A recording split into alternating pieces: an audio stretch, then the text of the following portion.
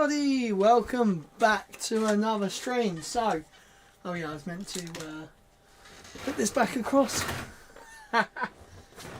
So you join me here. We are finally here for Starship's 7th flight. Flight 7. We're now not going test. We are just gonna say now flight. So yes, we are here and we are gonna have so much fun. So I'm currently watching La Padres. I can't remember what this one was called. So the road is closed, the pad is clear, and look at that, guys. Actually, it's quite overexposed to be fair. The pad is starting to vent, which is awesome.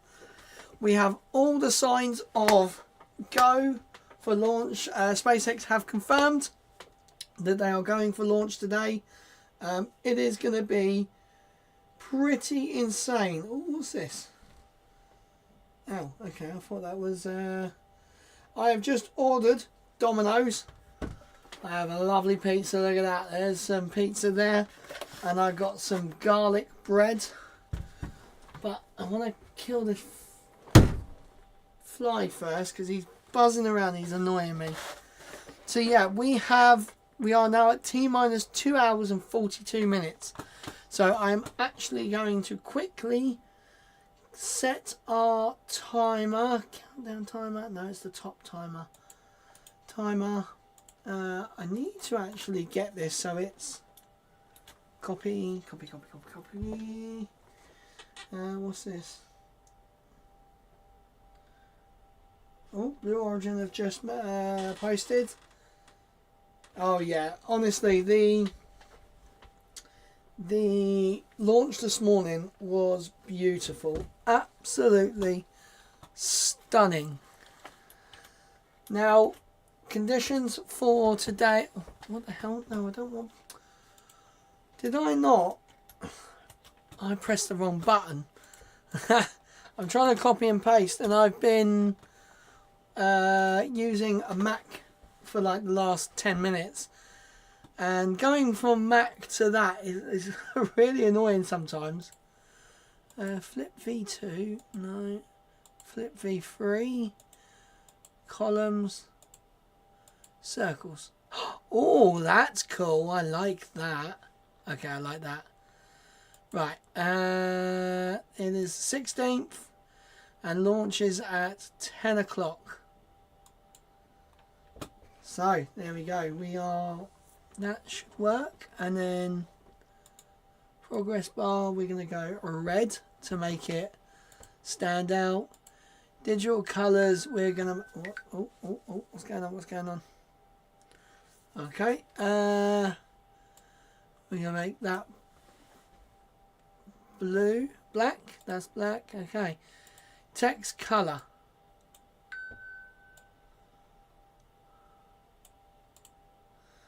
Text unit colors. We're going to make them stand out as well. Nice. Sweet. Cool. Right. Now what I need to do is to... what is create link. Copy. I'm going to paste over that one. You ready, guys? And we're going to have down in the bottom left hand corner. Here we go. Boom. Oh man, actually that one doesn't quite work, does it? Because it's right. Okay, we're going to go back to the flip. Oh yeah, that looks so much cooler. Create. Right. Okay, we're going to just redo that a second.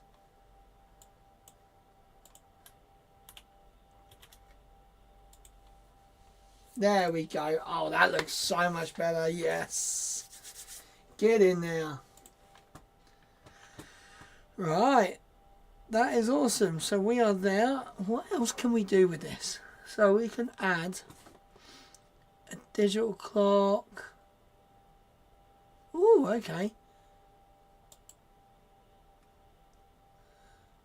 Ooh, do you know what? There's quite a few things we can do. Oh. Oh, I can hear some venting. That is good, good, good. Right, okay, my phone has just done an update as well.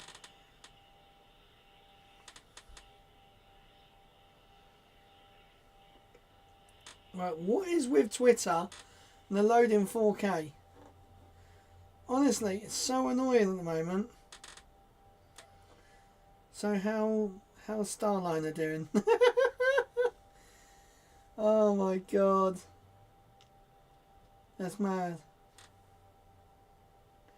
Right. Ah, Bezo. Good luck with today, Elon Musk and the whole SpaceX team. Jeez, honestly, Elon and whatchamacallit, Bezo is now, they're now like best mates. Background colour. Digits colour. I want to go. I should really go white, shouldn't I, with a yellow background. You know what's going to happen. I'm going to get the wrong shade of yellow. How do I just get no background?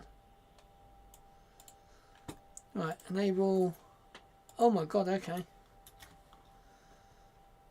How do I do that? Right, okay, that's going to be a bit of a problem. Because that is... Yeah. Okay. Right, we're not going to do that. I was going to do a thing, but it's not going to work. So, our lovely countdown timer was absolutely amazing. We had so many... Jesus Christ. Max Q Aerospace, 1 million impressions on X in the last couple of months is insane. Christ. So yeah, it is looking like we are going to have a good launch tonight.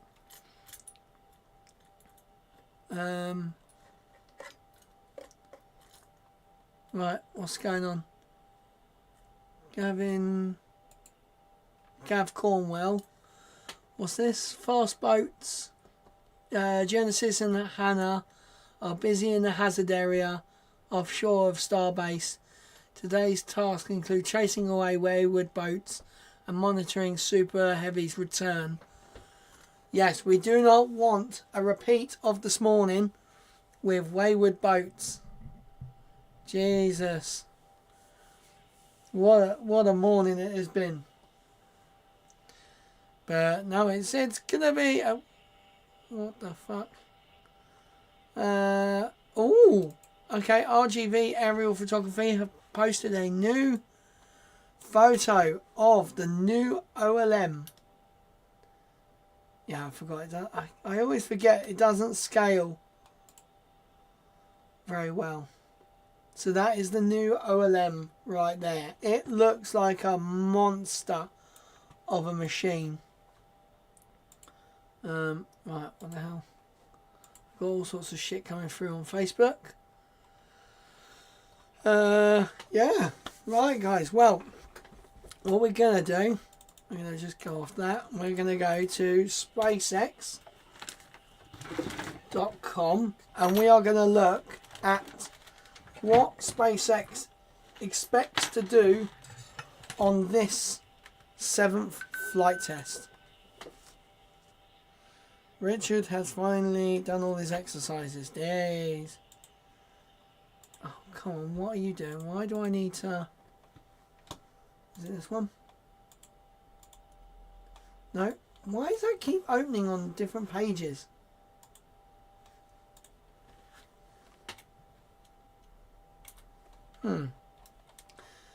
Something is seriously going wrong with my computer. Why is it... Right, if I get rid of that, I'm going to just make another thing over there, just so I can have my stream there.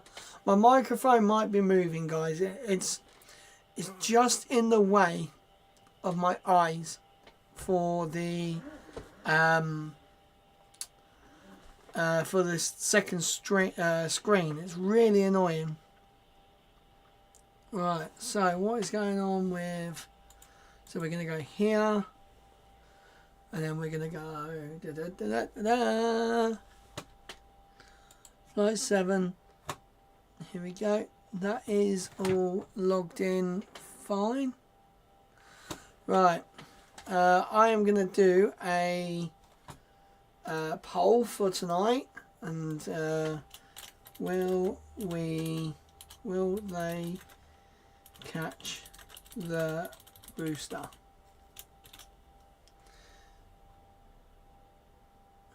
Yes. Fail. Add option. Offshore landing. Right, I'm going to create a poll. There we go, guys. We have a poll up. Can I actually even... Can I comment on... Can I do my own poll? I can't. Well, that's a bit annoying. I can't even select my own poll. Oh, man. Okay, well. We are here at least. So, let's go into what today's mission is all about. So, this is the V2 version of V2. It's the V2 Starship, and then it is the normal V1 booster. So this is actually a bit weird. Normally you would have, you know, a whole new version of a rocket, but because these are two different, technically different vehicles, they are actually different. They can be different. So we have V2 Starship and V1 booster. And this is going to be insane. So the launch window is 60 minutes long, opening up at 4 p.m. Central Time. So that is obviously, for me here in the UK, that is 10 o'clock at night, UTC. They will be going live at 35 minutes before liftoff. So basically, in 2 hours' time, SpaceX are going to go live. They are going to deal with that, which will be on X as usual. And I love how they do this. As in the case of all development testing, the schedule is dynamic and likely to change, which is usual. We have seen, you know, they've gone for the last 5 minutes of the launch window. They did that last time, so, you know, we do kind of expect any pushbacks or anything like that. SpaceX will inform us a little bit better than Blue Origin did. I think Blue definitely can take some constructive criticism from their webcast for the last 2 days. They definitely need to up it a little bit. So yeah, the upcoming flight test is a new generation of ship with significant upgrades, attempting Starship's first payload deploy test. Fly multiple re-entry experiments geared towards ship catching and reuse. So they are going to try and aim this. So they are going to try, they're going to really, like last time, they put, as it was falling down, because obviously Starship does the belly flop, and as Starship comes down, they pointed the nose further, so they really like tipped it forward. And it's like when you go over a brow of a hill, you get that like moment where you lift up, that 0G sort of part. They are doing that with Starship, but when Starship then comes down, it is like so much stress on the rear flaps and the front flaps. The flaps really take, because they are using, so the grid fins, they are using these flaps or these canards as their sort of like a skydiver, using their arms and their legs to move and to sort of slow themselves down or pick up, move to the right, move to the left. It's all that sort of stuff. I have to say, it is insane. I remember when we were going through the high altitude tests, and I thought, this ain't going to work. They're going to rip off. They did them really well. So, excuse me guys, we're just going to have a drink quick. I'm going to tuck into this pizza in a minute. It smells gorgeous. Oh. Now, so they're going to try and do another stressful sort of re-entry part. So this will be stressing out the vehicle once again. Like they said last time that they were pushing S32 to the limits, and it took it like a champion. They have the new lifting pins on, not lifting pins, more like catch pins like on the booster. Instead of being round chunks though, they are square things. So there's obviously, they're trying out these new parts to it. I mean, you can see, it's weird because this photo was taken way before it got restacked. This isn't the latest stack because right at the top over here, oh no, I think this might be no, this is the latest stack. So that little black column there is actually like an arm coming out like this from the body, and that is what the chopsticks are going to catch. These little parts here are going to catch that, which is insane. Like that is like 2-3 foot long, and they're going to try and catch that from orbit, which I tell you, it is going to be insane to see the ship eventually be caught. That's going to be, well, I thought I screamed at the booster.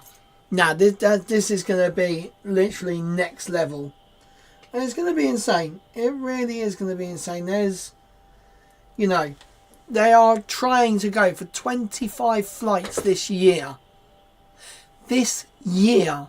Now they don't have the license yet to do that. They've had the public consultation on the 13th. So we shall see if they get granted the extension to add more flights into this year, which is going to be insane because 25 flights a year we're already just halfway through January. So that's more than one a month. Like that is insane. I personally don't think they're going to do 25 flights this year. I really don't think 25 flights. I reckon we'll get anywhere between 12 and 20 flights. So, you know, I'm going to definitely have to put my money on that. But, yeah, I personally don't see it happening. I mean, I would love to be wrong. You know, I would love 25 Starship launches this year. I mean, they've got to do the orbital refilling this year. And NASA plans have shown that start in spring. So I'm guessing that the second tower is about to come online probably after this flight. They will roll down the chopsticks. They will get everything working. And then potentially the next flight will have the new... will go from the new pad. We don't know. But what is going to happen on this flight, going back to this flight, we're going to have also a payload deployment test. So they built these sort of rectangle, what is basically a Starlink V2. They are huge. They are massive. I think actually I was looking at the dimensions. It looks to be the same length and width as my man shed that I've made here. Like 3 point something meters wide by 2.4 back, which is just insane. And they are the same weight, the same size. They have no like electronics on them at all. They are literally just bits of metal to simulate a Starlink satellite. And once once they are in space and it shuts down, do we actually have... right, payload deploy will happen 17 minutes into flight. So that'll be after the ship has shut down and it's just starting its coast.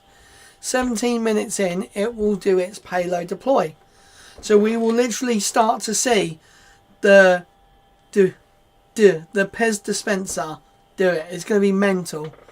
Then they are going to redo a Raptor in-space relight even. I said this was going to happen. I said that, you know, you can't just do one and then leave it. That's just, you know, you don't just test something once. My pizza is cold. My pizza is cold. I've been chatting too much. Ah, fuck it. I like cold pizza. Right, we have our first vote. We have a yes. They are going to catch the booster. Brilliant. Oh, that's good. You gotta love a bit of Domino's at this time of the evening. 7:30. Domino's is literally like, what, a 3-minute walk from my house, but it's up a hill. Mars Rover, hello! They better catch it. Yeah, I have to say, they really need to prove that it wasn't just a one-off. They need to do it. And, you know, if they can do it, and do it every time now, that will be awesome. And that will give them better data for the ship landing as well. So, I've just seen the flight test includes several experiments focused on the ship return to launch site and catch. On Starship's upper stage, a significant number of tiles have been removed to stress test vulnerable areas across the vehicle. Multiple metallic tile options. Yeah, so this is the thing. Take SpaceX's Starship's new tiles, the tiles they had, throw them out the window. They're trying like 3 different types of tile now. So they've got these metallic tile options. Nearly fallen asleep. Oh God, Mark. Yeah, I'd say I got Domino's now, so that's keeping me awake. But yeah, so they're trying the metallic metal ones. And then they are trying ones with active cooling in it. So it physically has a cooling system. We don't actually know what it is. It could be, you know, just like vapor chambers behind it. It could be just heat transfer onto something else.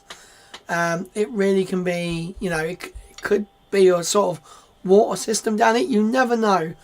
With Starship, the sort of possibilities are endless, really. And where was the bit? So they got metallic active cooling. So they are testing alternative materials to protect Starship during entry. Now, we saw this morning, obviously, there was the leaked photo of Starship re-entering. They're saying that that was the last flight. So unfair. It's cold. If that makes it any better, it's cold. But it's going to be absolutely awesome. And, you know, the great thing about SpaceX is they're not scared to try stuff. You know, it is build, fly, fail, and then cold pizza is... Oh, yeah. Cold pizza is still good. Especially, I got the burger, which has got basically ground beef, burger sauce, onions. I took the... what did I take off? I took off gherkins. I do like gherkins, but I fancied the garlic spread on it, which is really nice. So with the burger sauce, it's really, really good. Right. Non-structural versions of ship catch fittings. Oh yeah. So them black pins that have been set out on the ship, They are not structural. They literally attach into the holes that were previously there. So eventually these will be actually welded on and through the skin of Starship and braced all inside. So these could potentially fall off as it launches. We do not know. I mean, I'd like to think that it wouldn't fall off. I think they'd like to think that sort of through, but you know, things happen. Yum. But SpaceX are going to reuse a Raptor engine from Booster 12, which is the one that got caught, the very first one. And they are literally, it is the Pi Raptor as well. 3.46. So 346, I think it was. I'm pretty sure. Got him. Bugger. I killed him. Right, let me have a look. I'm pretty certain it was... Oh.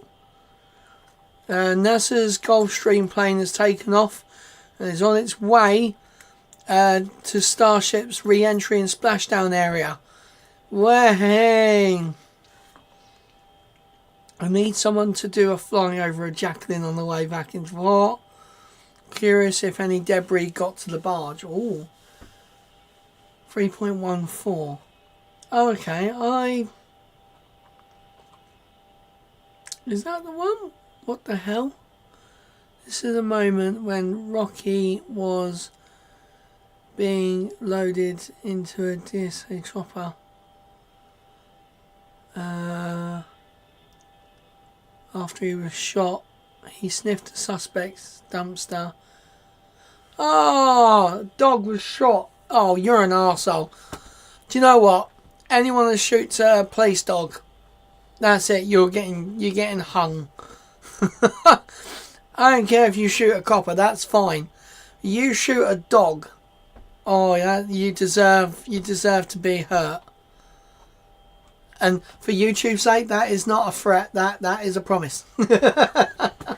Oh, we have a split. We have an offshore diver. Oh, okay. By the way, not using my iPhone this time. Oh, Alien Space is at her favourite place. Oh, wow. They're down there. Jeez. Honestly, I would give anything to go to Texas and watch this. I think even... Oh, actually, here is the photo once again of the internal structure of Starship. Oh, where the hell did you go? Thank you. There we go. So that is the photo of... please delete this. Was not public or meant to be. Like, come on.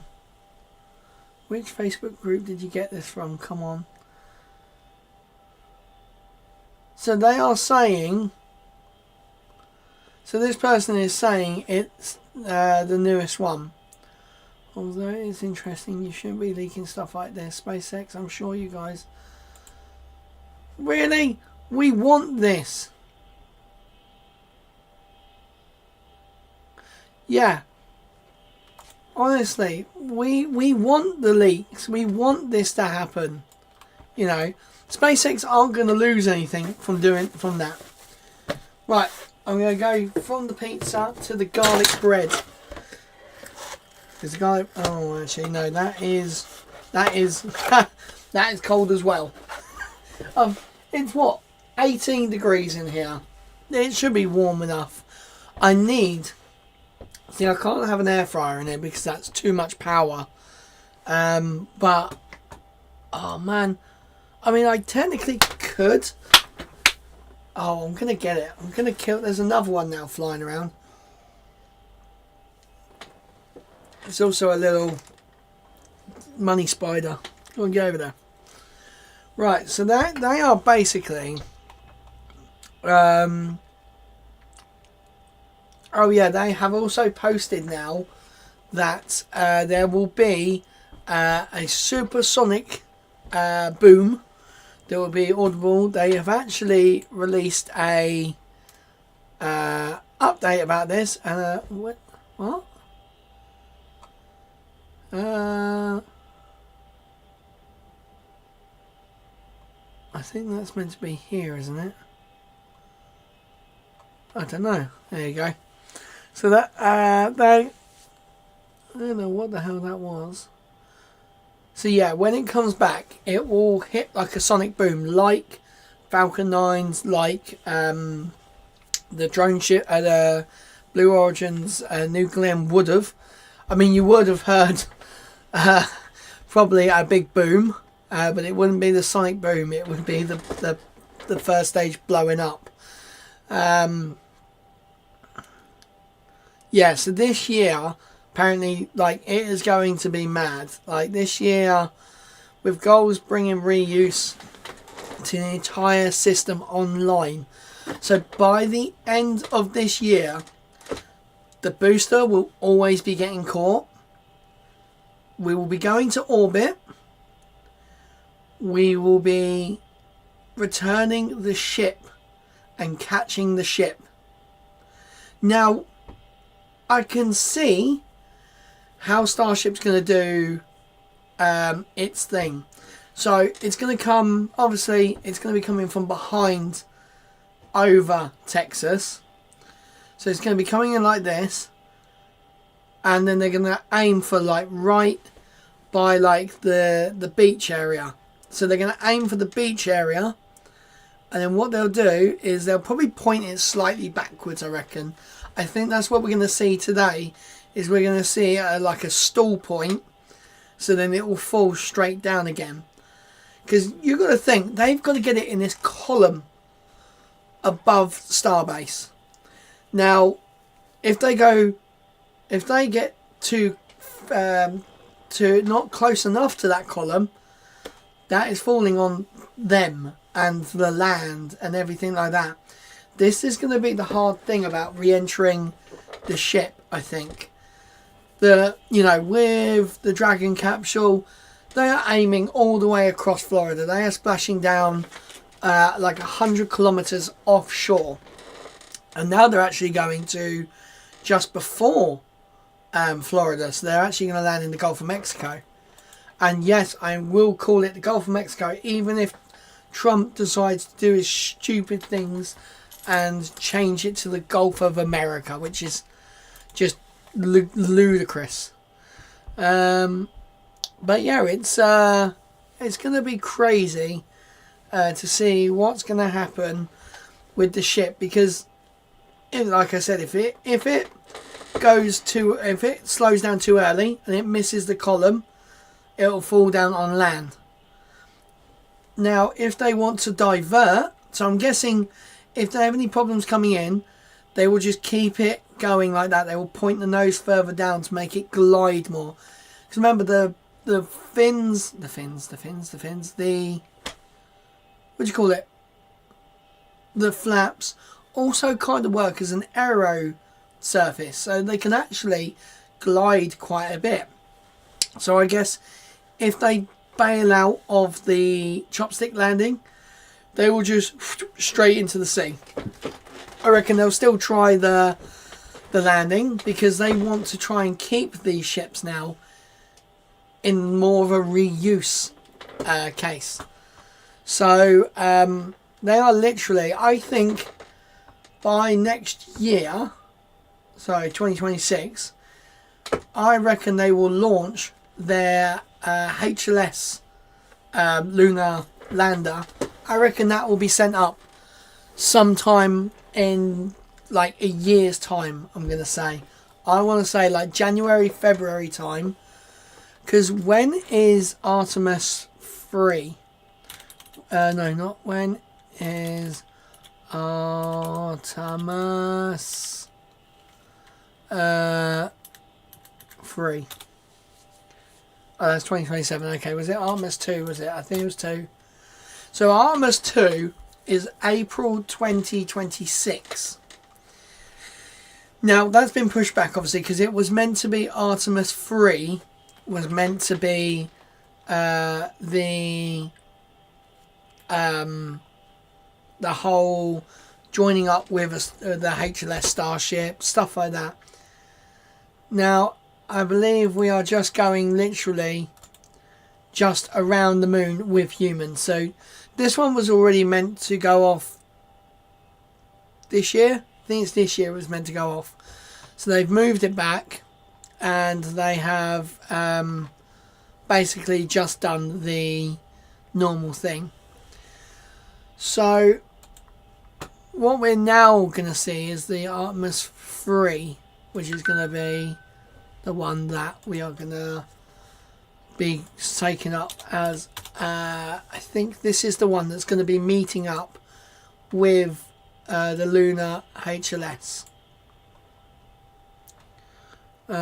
Yes, so this is the Artemis 3 is the one that will actually land on the surface of the moon with astronauts.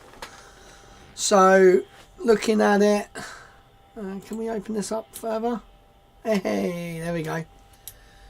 So obviously SLS will get it into space, get it into a lunar trajectory and a lunar orbit. No, what am I doing? I didn't want that. Give it here. No. Fuck off. Bloody thing. So yeah, it will go into orbit. Actually, what the hell goes on? Hang on. It goes there. Right, okay, I'm actually getting confused.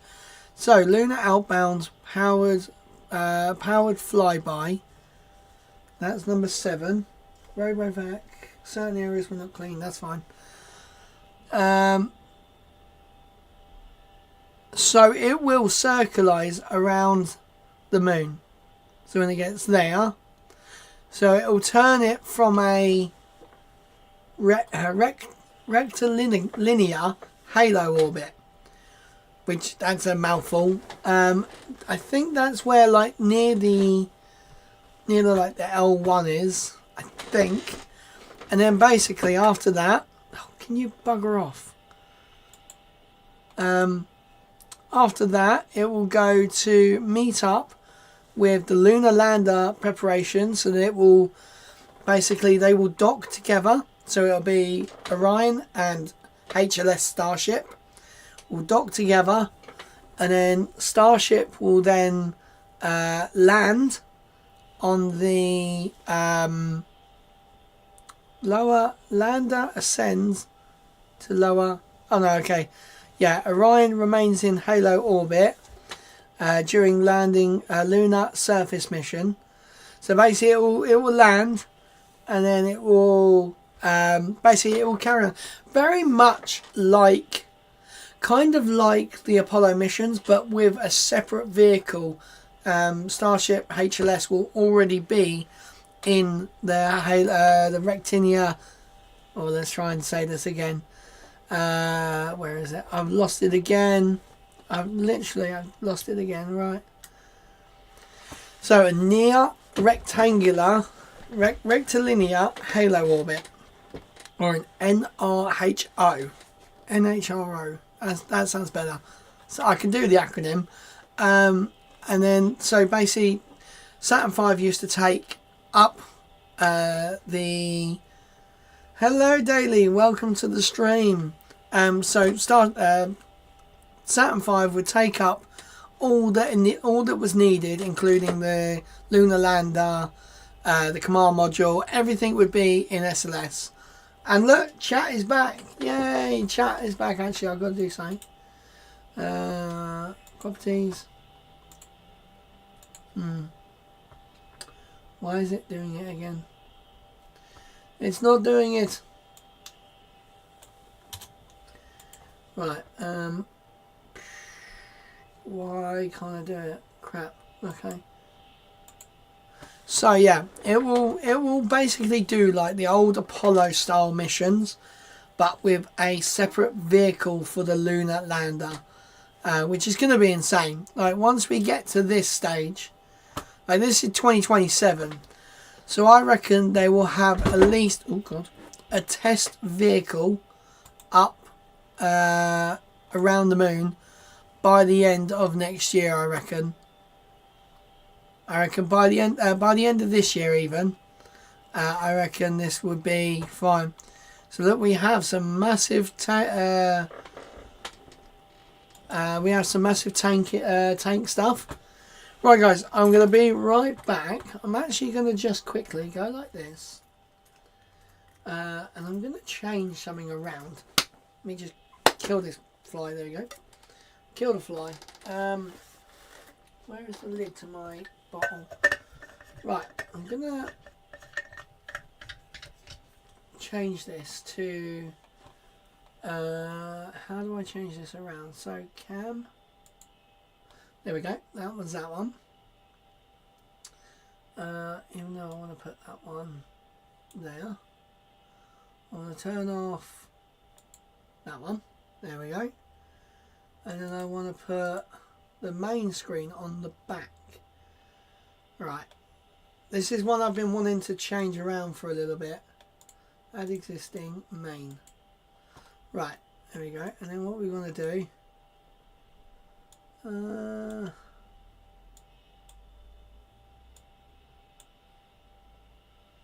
we go. And then what we... oh, actually, I needed a clone of the main screen.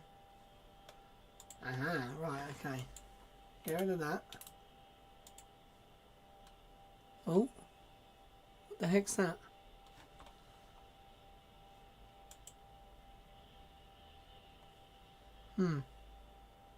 That was a bit weird. Something was flickering.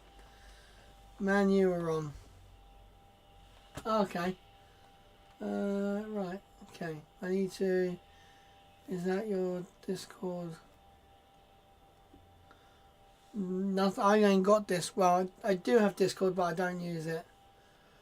Right. Why can't I? Well, I want to turn off cam, but that one's that one. It's clone cam, isn't it? Clone cam is there. Right, green screen background. Right, I want to just put this one here. I'm just gonna fix a few things. I had this set up for something else, but I'm actually gonna clone, and that goes there. So that one can go here in the corner. Right, and let me put that lower than that.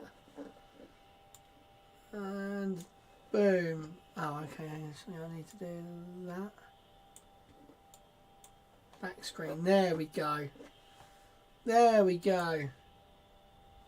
Right. And then I need, so the camera, clone cam. Ah, right, okay, I see what I'm doing. I'm being an idiot. So if I did that, that's that one, okay. Right. I'm doing more things than I need to. I could have just sized that one down. It actually looks so cool. I do like this kind of like Starship effect.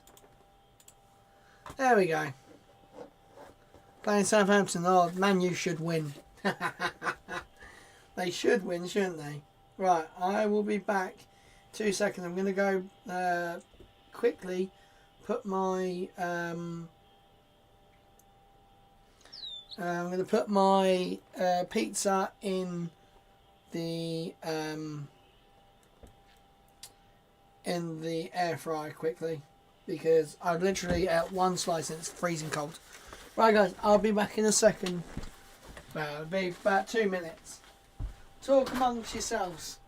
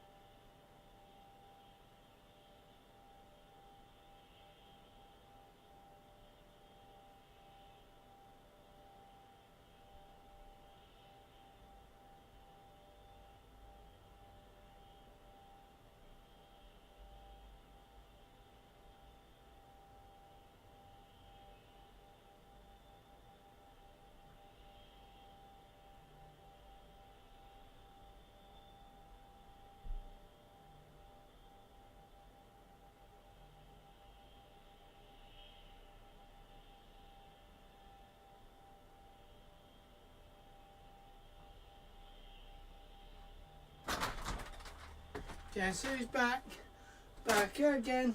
I just remembered I didn't put the audio on for you guys.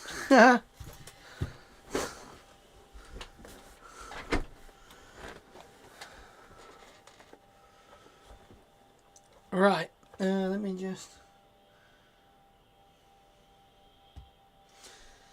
try and turn them off.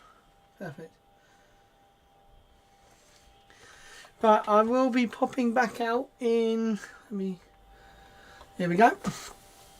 So I will be popping back out in about just over 15 minutes due to having to put my daughter to bed. But yes, we are T-minus 1 hour and 47 minutes. Tank farm is spooling, looks really good. Right, I'm going to be eating my food. I'm going to put on their sound just so you guys can hear a bit of the ambient audio. Is that? That's 100% cool. Right, I can hear it now. Right, I'm going to eat my pizza quickly and my garlic bread. Right, here we go. Come on. Rah.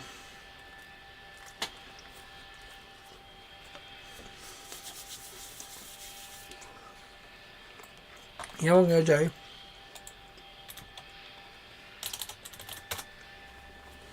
We can have a look at some other people.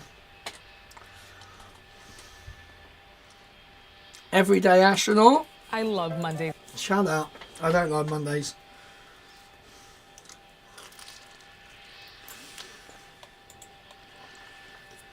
Oh, wow.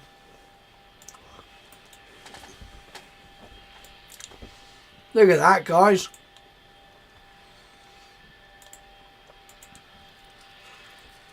Wow. So that is actually just slightly over from here. And that is quite a nice. Damn. That's looking well nice. Right, what I'm going to do, I'm going to search for one thing.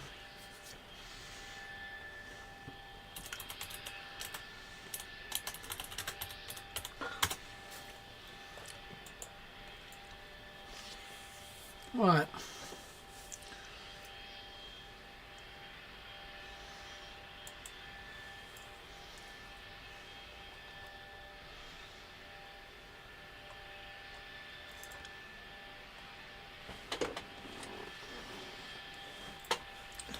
Right, what do I need to do? Download the HTML file. Download zip.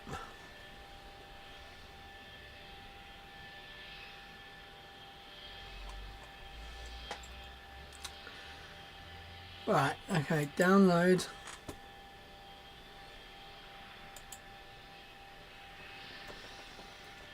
Right, that should be a go in here.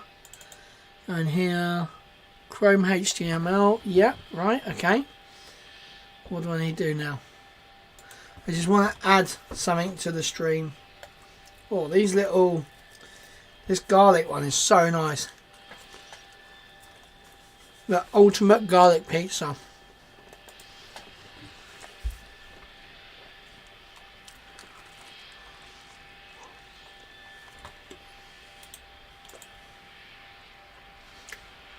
What is it? Open browser source. The future moon landings are going to be cool with modern. Oh yeah, could you imagine like eventually SpaceX will go back to 4K. I think it's just a limitation of X right now. So I think 4K, even clear 1080p with Starlink, is going to be insane.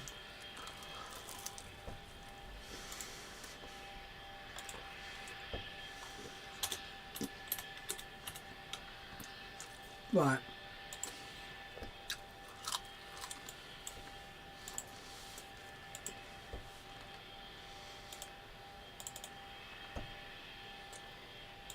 Let's see, does this work?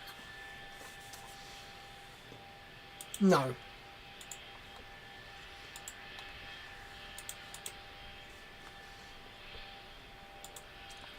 Right, come on.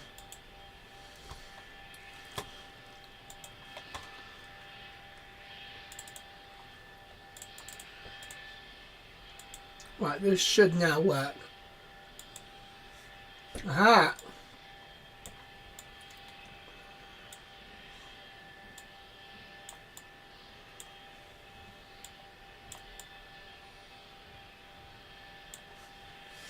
There we go. So that is the correct time. Well, hey, look at that. So now we have a timer, the actual time up the top, and we got a countdown down the bottom. Sweet. Oh.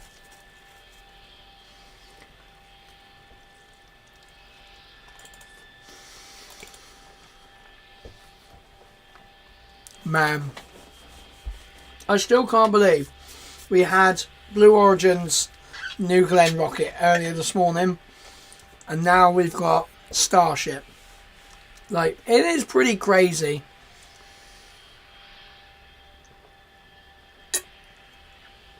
Oh, that's so good.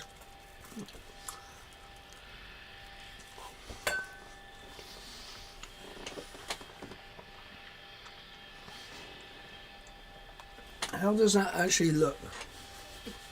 Eventful day. Yeah, very much so. Nice. It actually looks really good. Yeah, I honestly, like, when is the next rocket launch after this? So tomorrow at 4 AM there is a Long March 2D, and then Saturday 3:57 PM, this is all UTC, we have another Starlink. Like, it's crazy.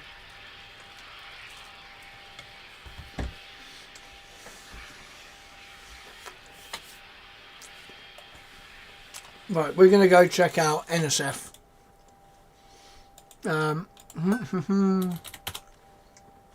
Let's have a look at NSF. Let's see what they are. Them guys are doing. So, what's this?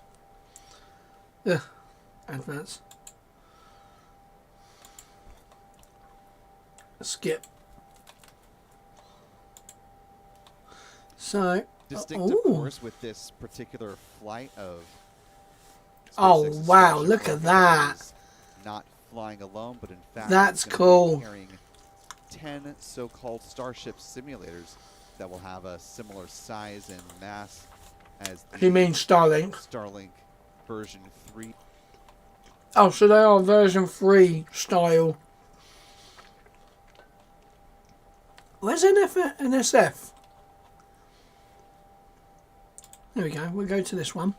Gigantic controlled explosion underneath that rocket, and we're going to see it right out the window here. Oh, is that Max by any This is your chance? first time watching a Starship test flight. This is test flight 7, and what'll happen is you have a water deluge system, a water steel cooled plate underneath. I know that there. voice anywhere. Is that vending from that's the other side of the oil. Okay, and the water will then shoot out from underneath it, and that's really the indicator that they're going to launch. They're going to light all 33 engines. You don't want to be there when that happens, do you, EJ? I would not want to stand near this thing when it goes off. No.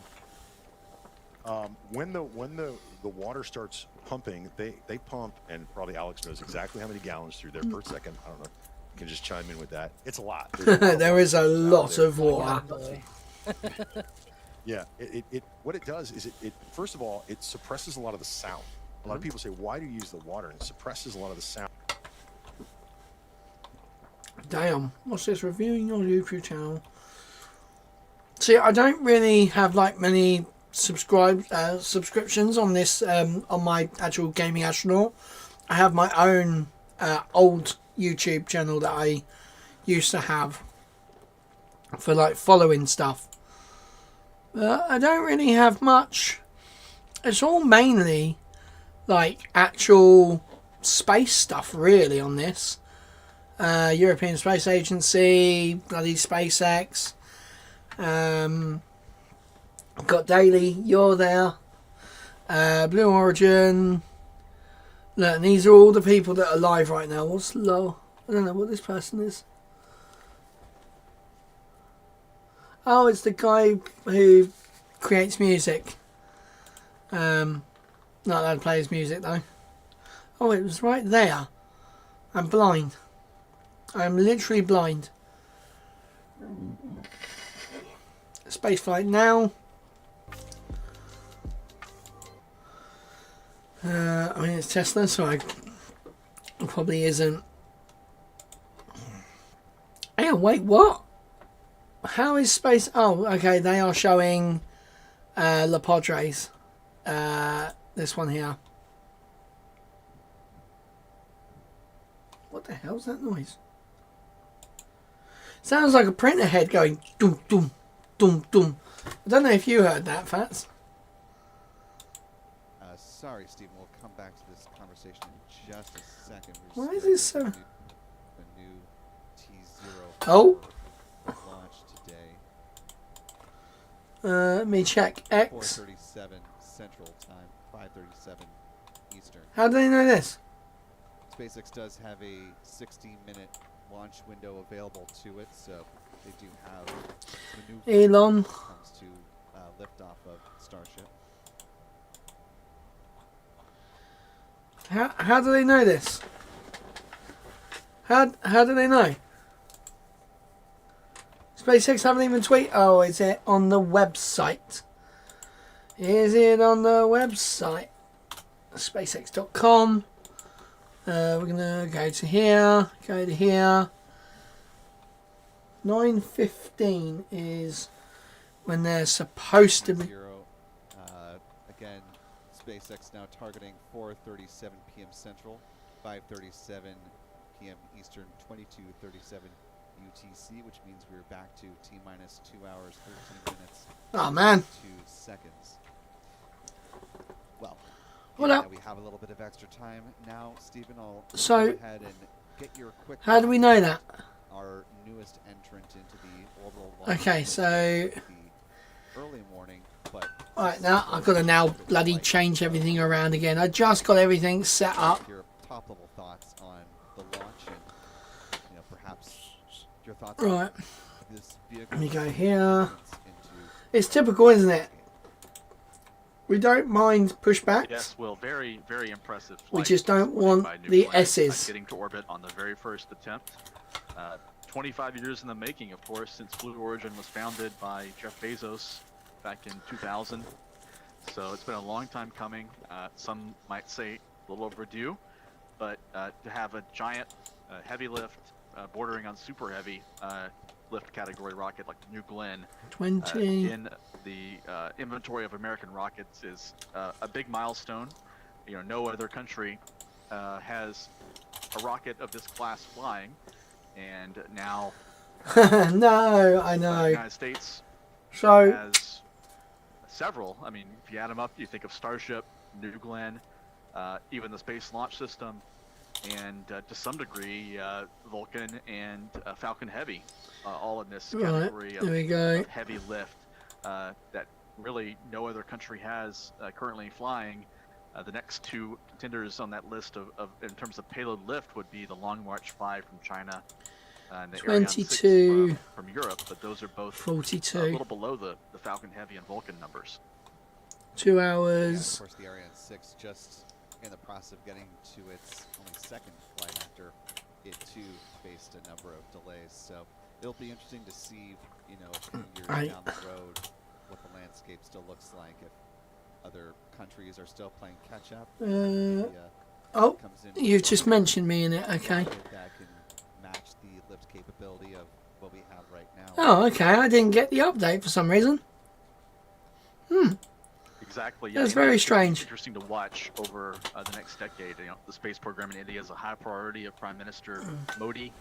In India, they're developing a crew spacecraft. I think that's the Indian crew spacecraft is the next spacecraft that's going to be coming online that's human rated.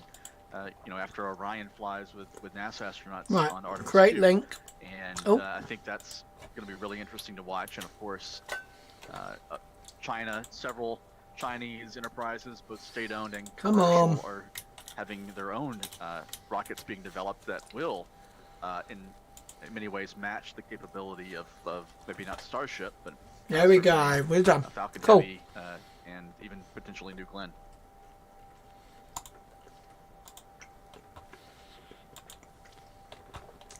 Yeah, and Right, bringing come it on. back to Starship, since I don't want to waver too much from the topic at hand.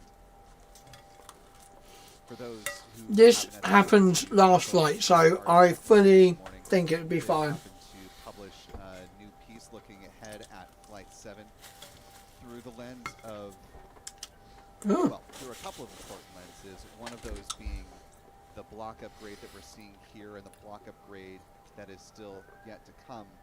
And the yeah, because that's the thing. on How much was this the delay? Starship So this for delay massive was system. Uh, Maybe expand a little for those that haven't had a chance it to was read your 37 minutes. So it's meant to take off at 4 p.m. Central Time. for this particular The last one took off.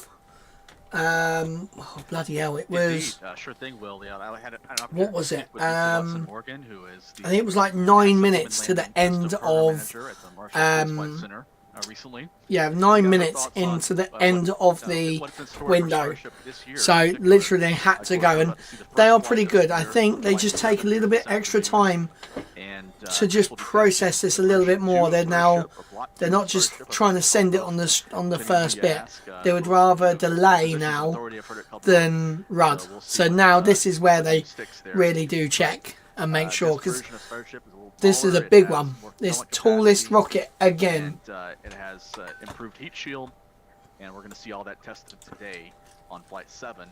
And Right. down the road this year, SpaceX is actually working on an even larger version of the ship called version 3 or Block 3. That's going to be taller, have more propellant, and that's going to be the version that will be used for the in-orbit propellant transfer demonstration, which is required for sending Starship to the moon or Mars or really any other destination beyond low Earth orbit. And that will be a critical moment. So I think the next two big milestones, it's a lot of miniature milestones on this mission and other missions. Every flight's going to have something new, I think, this year. But the two big ones that I'll be looking out for are the catch of the ship, getting the ship into orbit, catching it back at Starbase with the tower, and the propellant transfer demonstration. Yeah, in our conversation with the HLS program office, What the hell? Last year, Why can't I log into Streamlabs? Start to kind of get the swing of the prop transfer. Right, I need to actually go into. Latter part of the spring and let that roll into the summer. Since you've had a more recent conversation with Dr. Lisa Watson Morgan, I wonder, have they refined that timeline at all, and did they give you any insight into when the real crux of that campaign is set to begin? Copy. As we take a look at the latest renderings of Starship prop transfer. Right. Is that, No, actually, I asked and pressed her on a schedule, and all she would say was by the end of 2025. So I think those schedules are probably in flux and changing potentially. She did say and confirm to me that I think this was the first time I've heard this confirmed, that version 3 of Starship will be the version that is outfitted and designed for the propellant transfer. So you can think of this version 2 we're seeing flying today as sort of an intermediate right, step. I want to see if I can do between something. Version 1 and version 3, which is going to be, I think, the version that will be See if this works. potentially mass-produced down the line. Potentially, there's even going to be another version beyond version 3. No, I'm surprised it's not by going to work. itself. Why not? 9 redesigned and modified up to Oh, there you go. 0.5 It's here. and we may see that with Starship as well. Well, that's interesting. Okay. It's also going to be interesting to see That's a bit weird. exactly the go to this next graphics so you can get a little bit of a better understanding of it. What is my...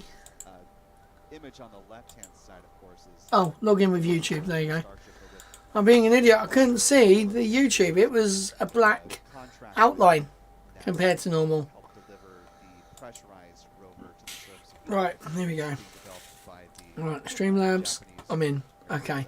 Exploration Agency, JAXA. Right, we have not got Texas Speech yet. No, that's what I'm working on right now. A version of Starship that supports something like this, or Venturi Astrolabs, Come on. pressurized rover that it is working with Starship and Home. SpaceX on.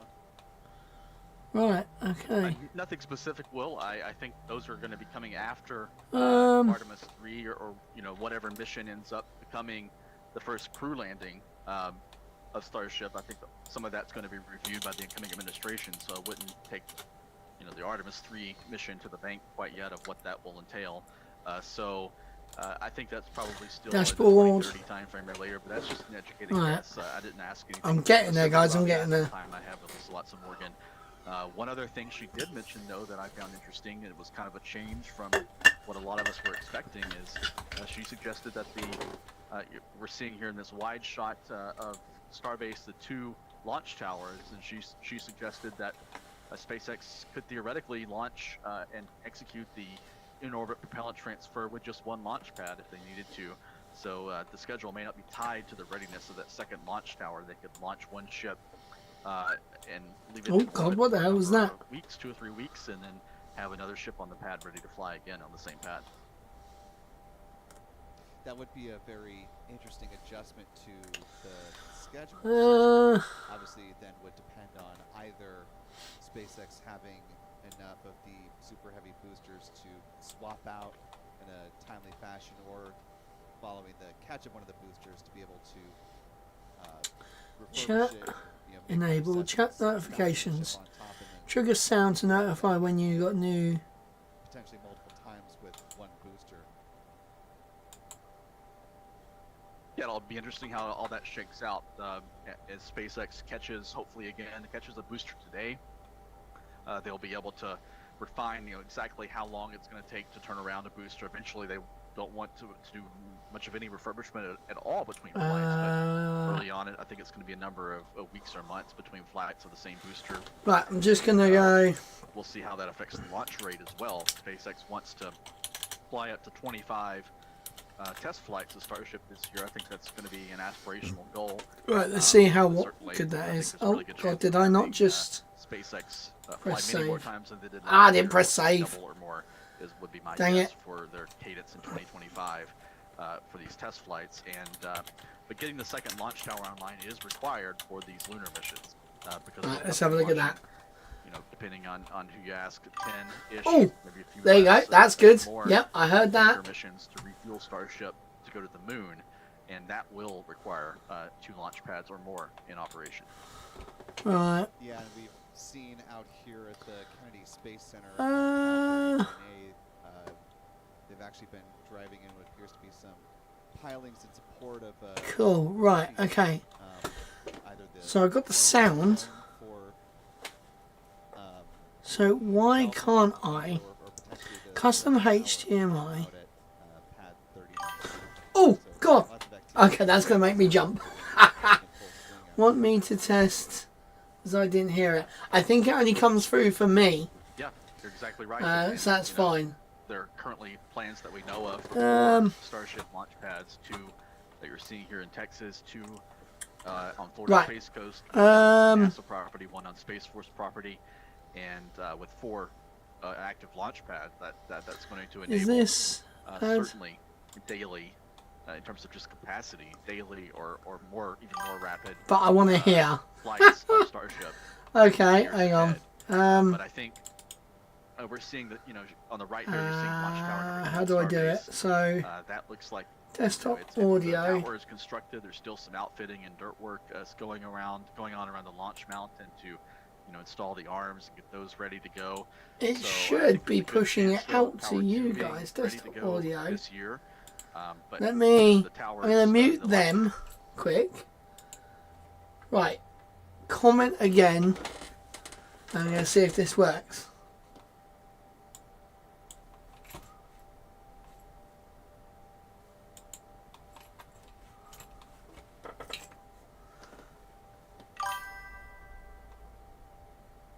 Sing me a song.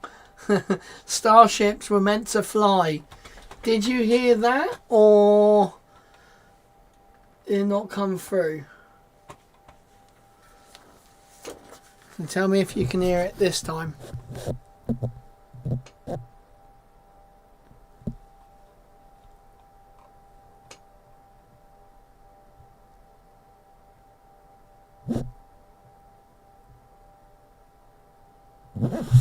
Yeah, the ping is that ping is the notification. That's the thing. For some reason it won't speak it out. It's only doing a ping. I have no idea. It's it's so annoying. Yeah, that wasn't the text. The text to speech is not coming up, but the ping for some reason is. So I've got it to ping when there's a notification. But no, that's stream elements. I need no sound at all. Oh, okay. Yeah, it's like a ga-ding. That's all I get. I don't know why the desktop audio is being pushed out, so I don't know why it's not working. Alright, let me go back to dashboard. Don't you tell me I've got to log back in. I was going to say. Us too. Right, chat box. Oh, it also does supports X as well. Wow. Chat highlight. What's this? So what's this for? Open messages sent. Pin and highlight chat message. Okay, copy.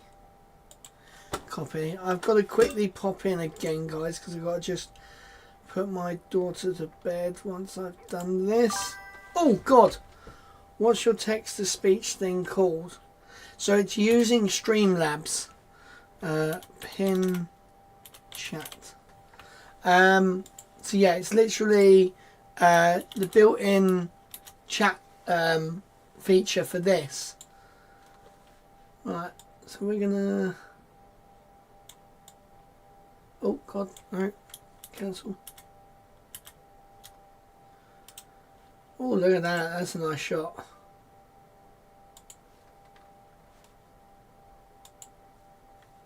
Right, let's get this thing out of the way.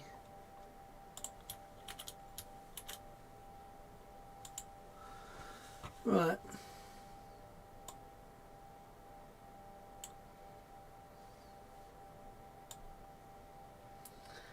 I'm going to put it there. So let's see if I pin this, does it show up on that?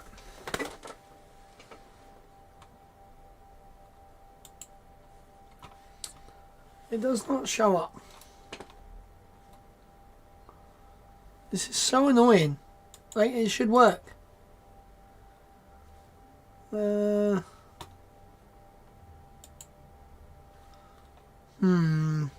Okay. This is strange. This is where it's going to tell me. It's like, oh, actually, no, that's only for... Oh, God. Change the name to the one at the bottom. Change the name to the one at the bottom.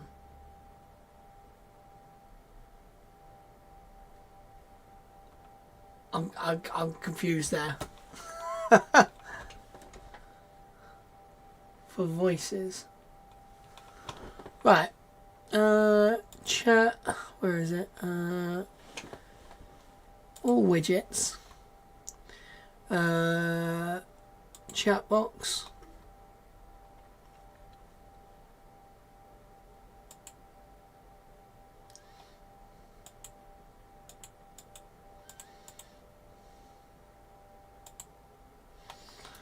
Right, file.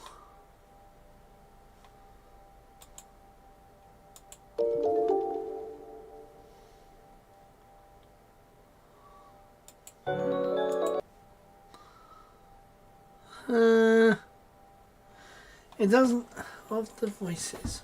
I can't find voices. Chat notification. Messages session. I cannot see it. But, right guys, I will be back in a second again. I've just got to go and put my daughter to bed. And then I will be in. Right, we're going to go back to our thing. I'm going to leave you with these lovely guys quick. I think there is Right, an appetite I'll be to right back. significantly change or even cancel those programs Need to through take the my space pizza launch back system while I'm here. among the incoming administration. But Congress, of course, will have something to say about that. So we'll see how all that shakes out. And I think that's going to be one of the big stories to follow in 2025.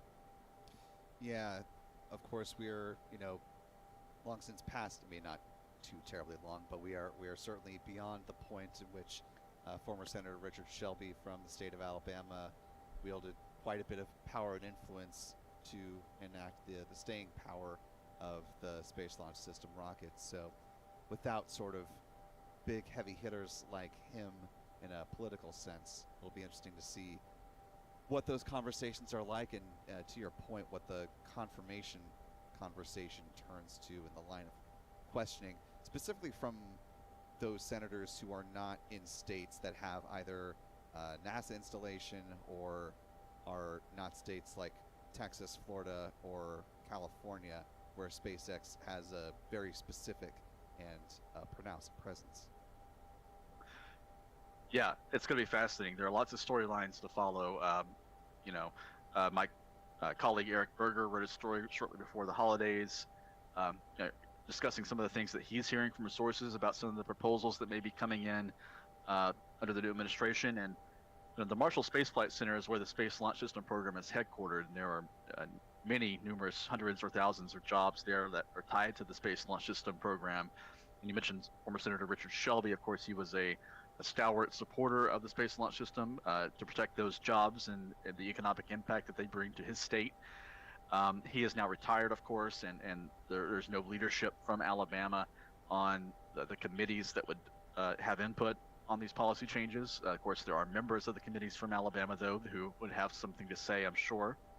But some of the proposals that Eric Berger reported on last month, would involve relocating some NASA activity, other NASA programs, to the Marshall Space Flight Center in Alabama that could offset some job losses that would be a result of the cancellation of the Space Launch System. And of course, President-elect Trump is keen on attempting to relocate the headquarters of U.S. Space Command from Colorado Springs to Huntsville, Alabama.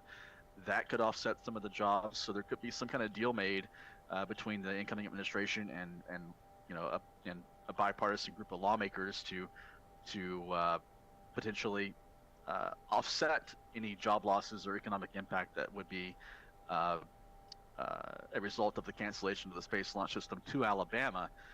There are other places around the country, though, that would have impacts. One that comes to mind would be the New Orleans area, where the core stage for the Space Launch System is built, and of course Utah, where the solid rocket boosters for the Space Launch System are manufactured. So there are other states that would have, impacts from a cancellation that the offsets wouldn't be so clear. So it's going to be an interesting play on Capitol Hill.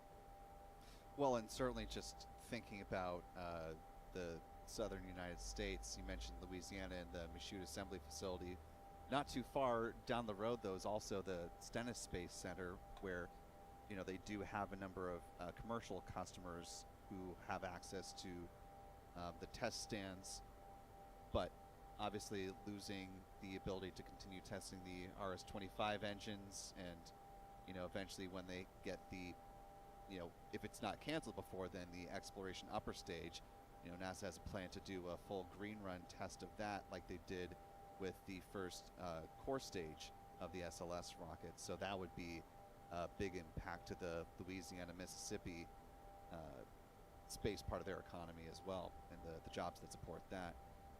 Also note that while not a senator, of course, Florida Governor Ron DeSantis has also weighed in the conversation about moving various NASA assets and made an overture for NASA HQ to move down here to the Sunshine State. So it'll be interesting to see who ultimately has the final ear of both the president, as well as, you know, when it comes to appropriations, how those chips fall with all these folks that are wanting to decentralize NASA in various forms and facets, and, you know, what ultimately wins the day.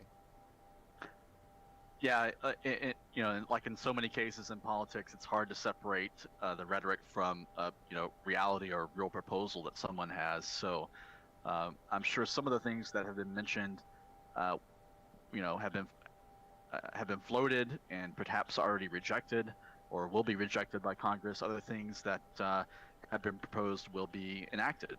And, you know, so don't take all of these ideas and all of these proposals that the incoming administration is floating right now don't take those to the bank, because the administration's priorities could change and Congress has not weighed in at this point. So there's still a long way to go.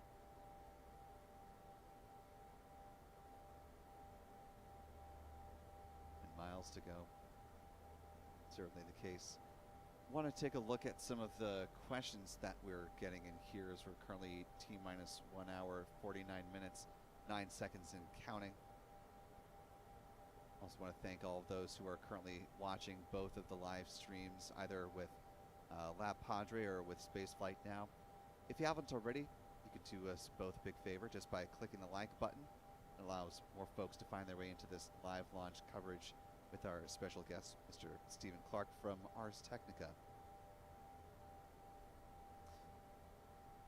Did have a question that I wanted to go to. This one coming from the Lab Padre stream, asking a simple question, but an impactful one potentially to any launch, is how's the wind out there?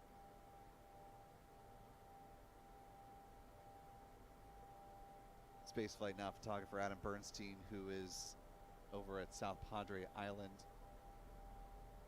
Let's see if we can go to his camera view right here, give you a sense of what he's looking at. That's Adam's tracker view right now. You can see it's a little bit hazy down low. Pull back out to the higher roof view. You can see sort of what he's shooting into with that level of haze, a little bit of fog perhaps out there. He reports that it is breezy with some notable gusts that are popping up from time to time. Obviously not exactly the same as it is down there at the pad, but given the elevated position, that'll be, you know, something, of course, that SpaceX will be looking at with the upper level winds with their Starship rocket. Unfortunately, they have not published, to my knowledge, and Stephen, correct me if you've heard to the contrary, any information about the upper level wind limits of this version of Starship.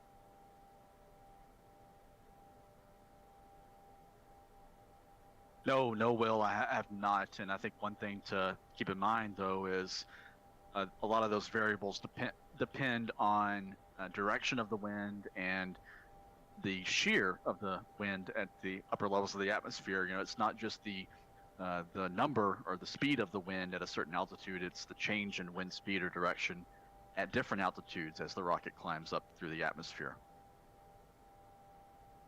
Yeah, that's all very good, very relevant points about direction and shear. Exactly. Yeah, there's no set number. It all depends on the factors on the day of launch.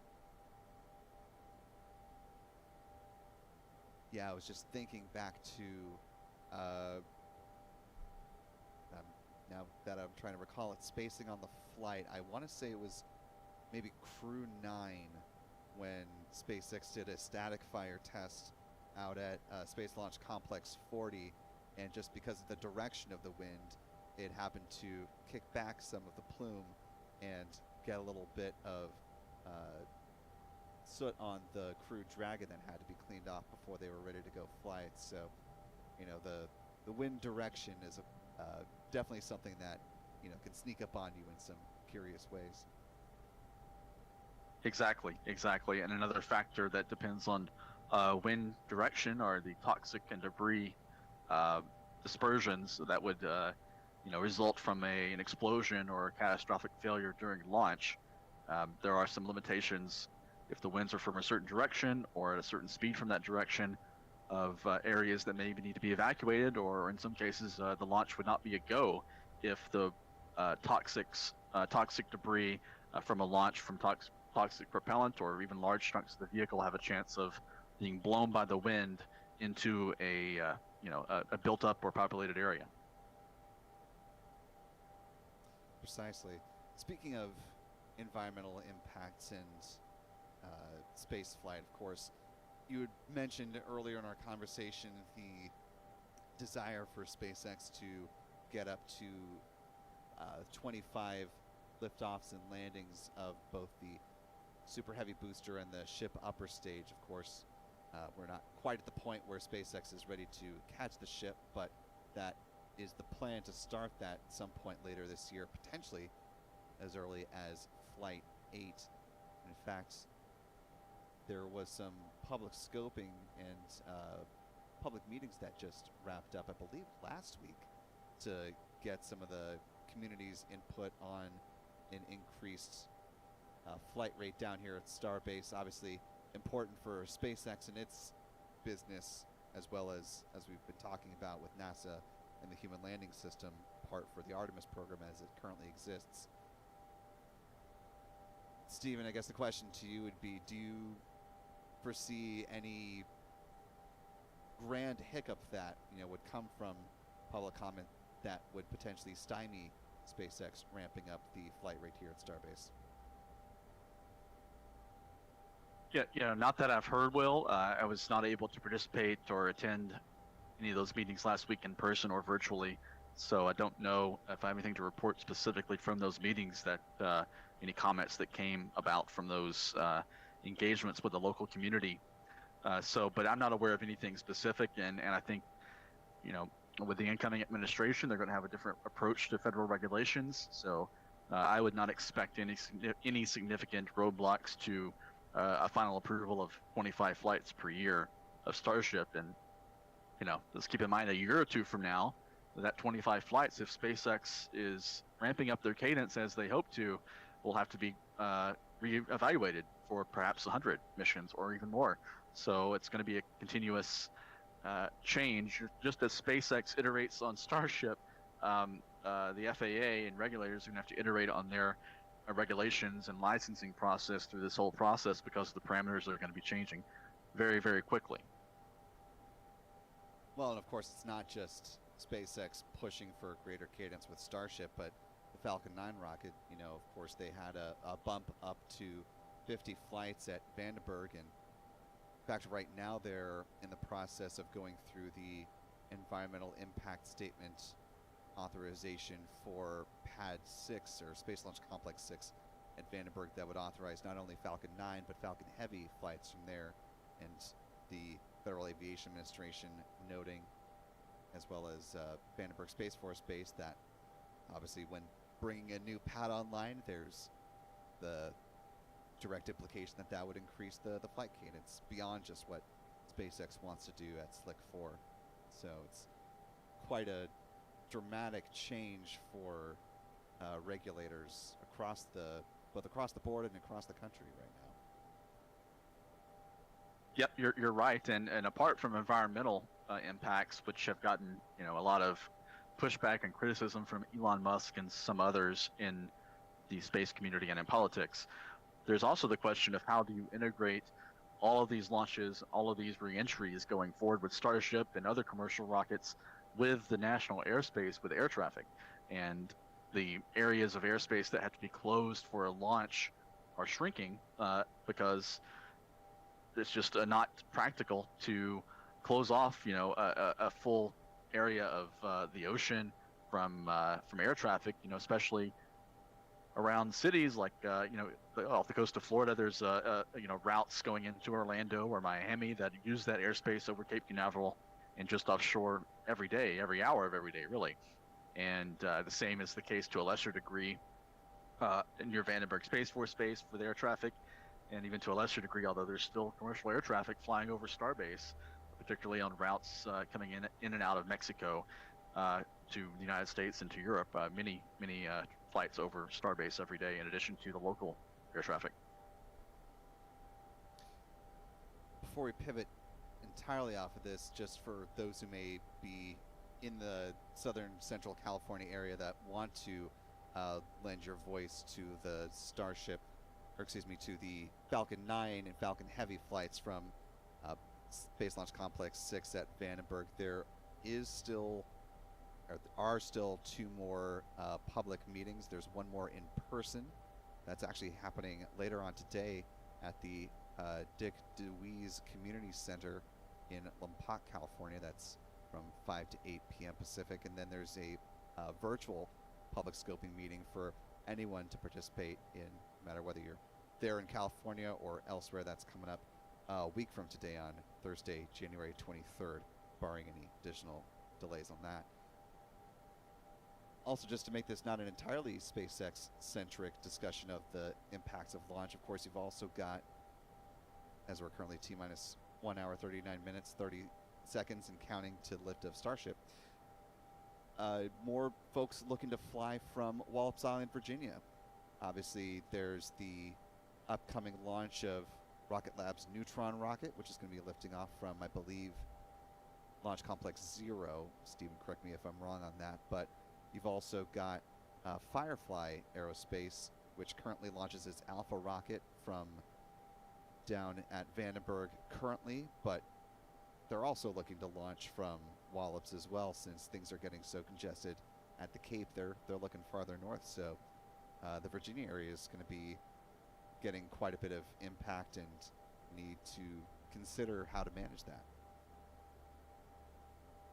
Yeah, and of course Virginia is, Wallops Island there on the eastern shore. Another, going back to my previous point about airspace, another very heavily trafficked region for flights, going up and down the eastern seaboard. So I think that's something that's kind of worth following or worth covering this year. I am back. I'm just kind of thinking out Tell loud. your here, friends. the story would be how Oh, I left it all on there. this Okay. volume of rocket launches, how Here it and that. could affect air traffic, and how the FAA is going to mitigate that, because like I said, there's been a lot of criticism. Right, so where are we at now? whether it's We are founded or at unfounded, about the way the FAA T-minus is going 1 hour and about 37 but minutes. I think, So we're basically back to where we were before the pushback.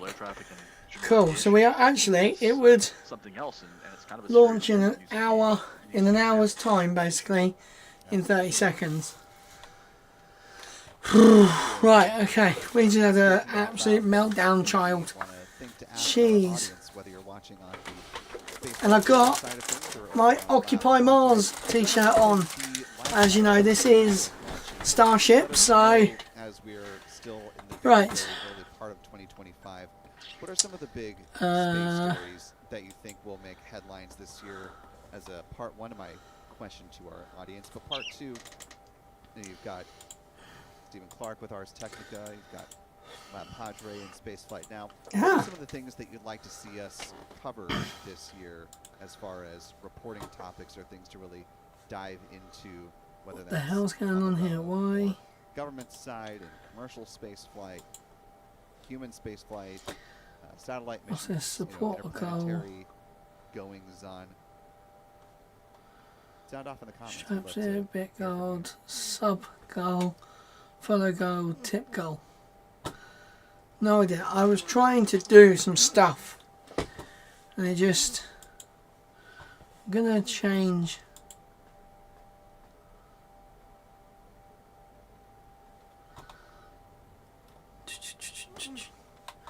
Why can't... I thought I put that so it disappears.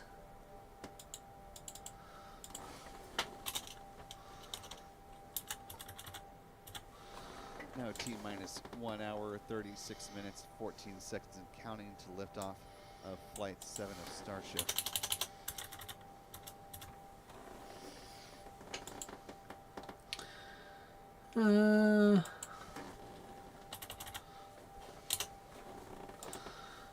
Right, theme, kill animation, bounce, flash, transparent background. Let's have a look, see what that does.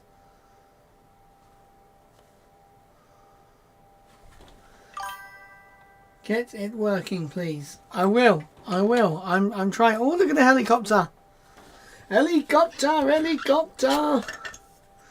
Right. 1 hour 35 minutes 29 seconds and counting.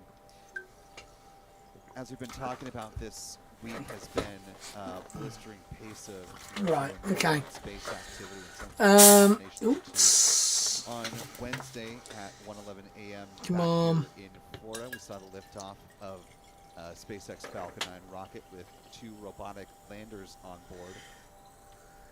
See, I do think I know one way of getting it to read it out, and that's through the tips. I think the tips do a where was it? Tip goal? No, not tip goal. All widgets. One of the Right, I need to select YouTube. Right, what was I looking at? Chat. one of the points of conversation that happened to turn super to chat when goal. talking with NASA's Joel Kearns, who is the Deputy I Associate can't Administrator find for what I'm Exploration with looking for. NASA's Science Mission Directorate. Chat box. Okay, so that one I just added. The pin chat does not work for YouTube. Typical. Is actually SpaceX with its Starship Right. rocket. Currently hasn't been assigned a CLIPS mission just yet.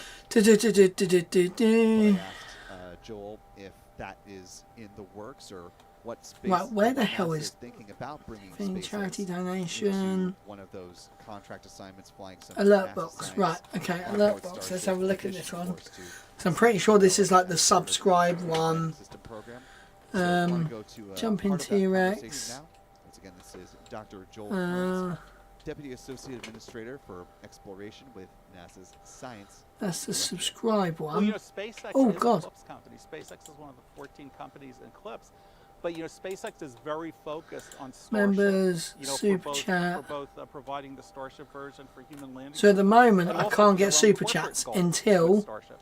So I'm sure once it's Text to understood speech. what the real technical capabilities Got and it. costs are in Right. Starship, I really wouldn't Oh, be that's surprised if SpaceX super had some chat. ideas on how to Minimum bring people amount. like cargo. Minimum They amount. have that all proved out.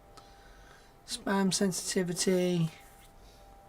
So Stephen, want to bring you back in to Aha. talk about that Right, text idea. to speech. You know, we've seen a number of, well, Save. 3 CLIPS providers. That one is super failure, chats though. That is not. one unsuccessful, one largely Tips. successful, though had a bit of a bumpy landing and Text to TBD speech. with Firefly Aerospace. Right, I want Your thoughts on English. this massive rocket that we see before us? Where's potentially English bringing UK? various English types UK. of I don't want CLIPS bloody. style science to the moon. Include message template in I text think to speech. let your imagination run wild there, Will, because Right. it could pretty much carry Save. any of these science payloads that NASA has in mind to put on a CLIPS lander, and in fact, it could. I'm not sure how it could Right. deliver different landers to different parts of the moon, although point-to-point transportation has been discussed as a Clipping potential is application for only Starship on enabled Earth, for but tips this over. thing can carry multiple CLIPS Okay. landers from the other companies inside its payload So- compartment and drop them off at different I'm just places. gonna I'm test it thinking quick. out loud here, so that I don't know how fanciful that idea is, but that's gives you an idea of the scale. This is of a test Starship chat versus message. other landers that can carry Oh, actually, I've got to turn one thing off quick. theoretically 100 metric tons of payload The reason why we had of that capacity off. that a lot of scientists and Right. engineers who want to gather data Now- that something on the moon could utilize, and you know, like We Joel should said, only they are a hear- service provider. They are eligible Let's to get on test these, YouTube CLIPS task orders. subscriber. I'm not sure Ah! if they have yet, actually. I don't think they Did have. I? if had to bet. Subscriber, don't I know that didn't. For sure. But So there's we've no seen text to all the speech CLIPS for task orders go to subscriber. A handful of companies so far. Intuitive Machines, Facebook, Firefly Star Aerospace, Supports, Astrobotic, and I think one to Draper, tips, which is partnering with iSpace. merchandise. who also There's launched text to their speech on second that lunar too. lander, earlier this week as well. So those Alright, companies kind of are emerging as the leaders of the pack in the CLIPS realm. Save. Yeah, it'll be interesting to see Right, let's where the test. others come into play. Of course, one that Joel Tipping. mentioned Oh, in our Streamlabs, conversation, not tipping. in that clip in particular, was Let's have a look. Let's go for merch. Let's see if this works. Blue Origin and its Blue Moon lunar lander in the cargo variant will be, Okay. or has actually won a CLIPS contract award. So it'll be Hello. Are flying, you gonna? No. some NASA science on the moon when it makes its unmanned landing demonstration. Right. Okay. That was really weird. They didn't even do it. Thinking about So Starship making its Facebook own super unmanned chat. demonstration if the Science Mission Directorate is planning on adding This some is a science test super instruments chat on board message. that. Oh, okay. So I think the reason why I'm double hearing it Seem, in my mind, is because it's coming through my an uncrewed Starship to the moon anyway.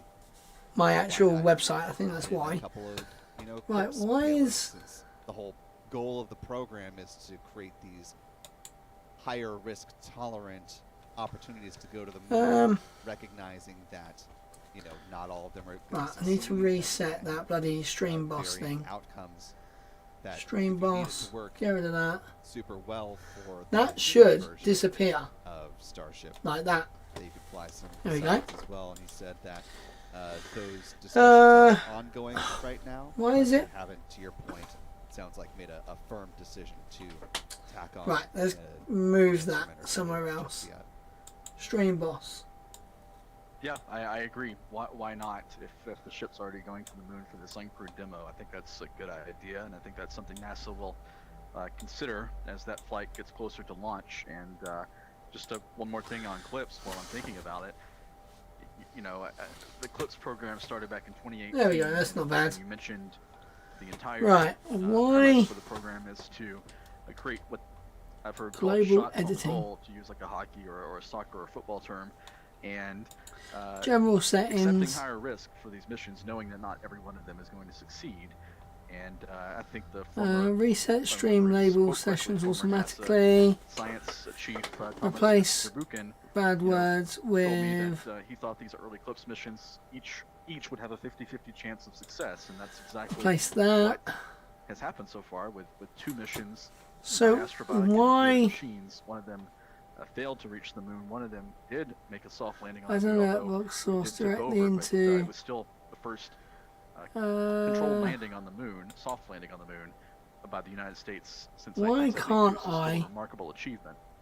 I think this year, with those two missions, oh, this is now so annoying. I with can't use the other way I did it because the other way I did it was basically this mission is not part of the CLIPS Mate, program, but they oh, are part of the CLIPS you family. need So it'll be speaker interesting to watch how that mission and goes, Streambot. with their resilience lander that Streambot. launched in tandem with Firefly's Blue You Ghost need earlier speaker this week. and Those streamer missions aren't going to be getting to the moon till in Firefly's case Send- March, send me and a links. couple months Send me later in links. iSpace. Oh, These two Rich has missions finally all only launch just seen my to the moon TikTok I shared with him. each This, other. I tagged think, him in this there's, morning. you know, NASA talks about accepting Bloody risk, hell. risk of failure, risk of not reaching the moon, but I think there's a lot of implied pressure or anxiety Right, about why have I these got three missions. At 22 least notifications? I think NASA's going to want to see one or two of them at What's least that?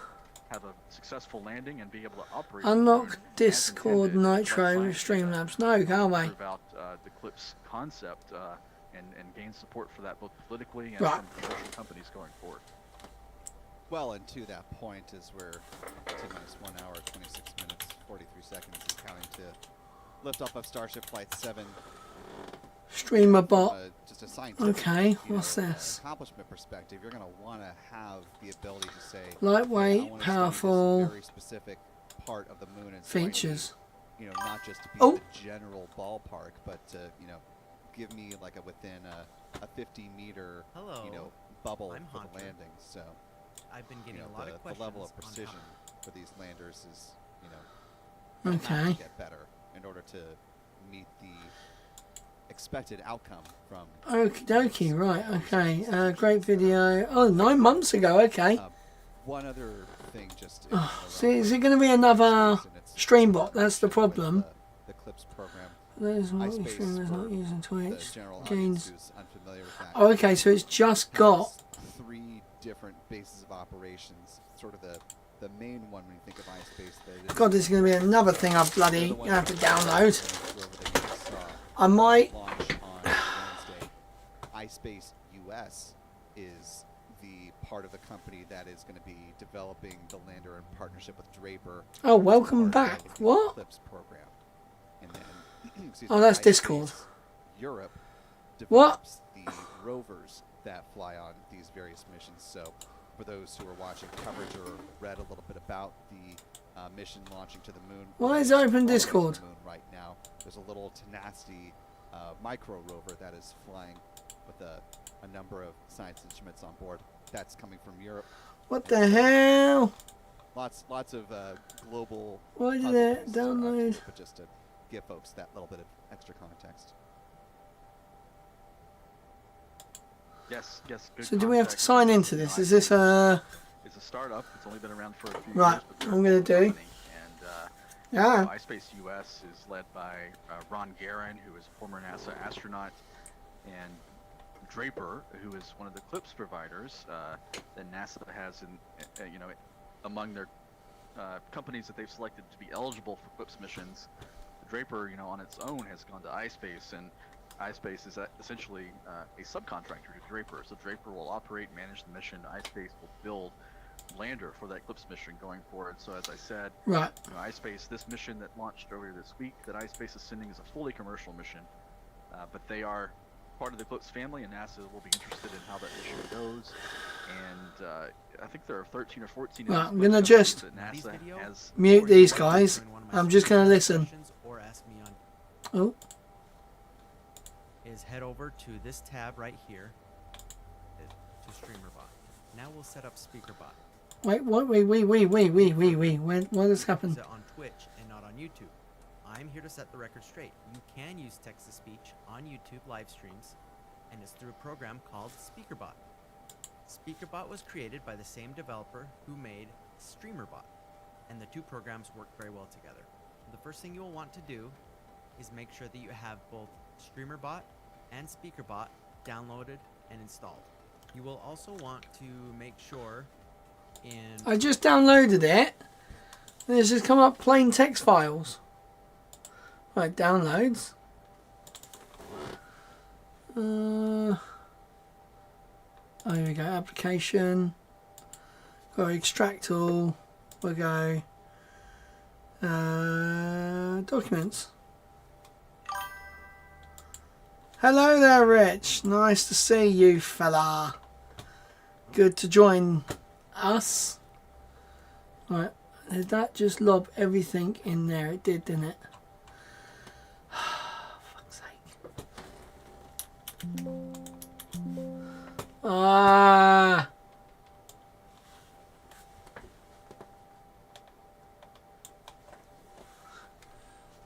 Fuck it, let's get rid of all that. It bloody put it all in a different place than I wanted. Right. Extract all. I want to put it in here and I want to go new folder. What one was this? Speaker.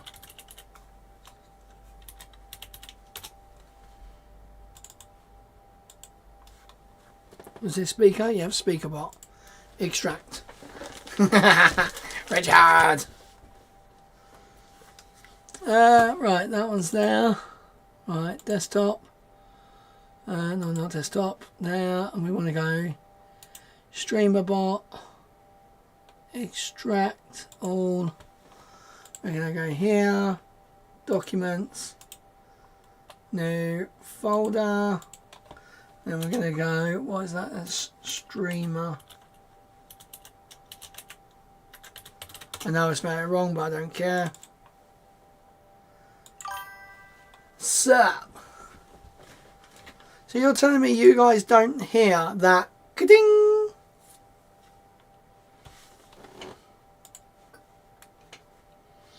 Right, documents.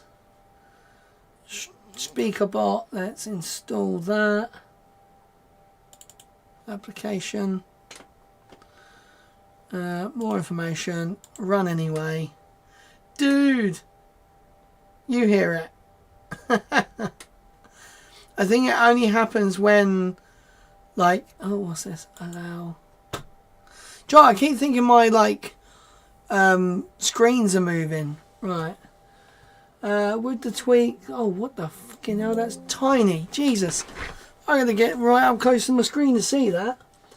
With tweak box done. Voices name will likely change. Okay. Right, so that is done, and now I need the other one, streamer bot. Streamer bot.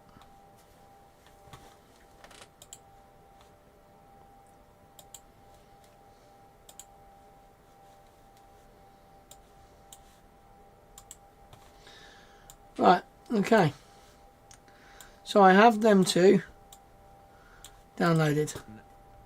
Platform. Right. First thing you will want to do is make sure that you have both StreamerBot Yeah. and SpeakerBot. Dude, where's my car? Installed.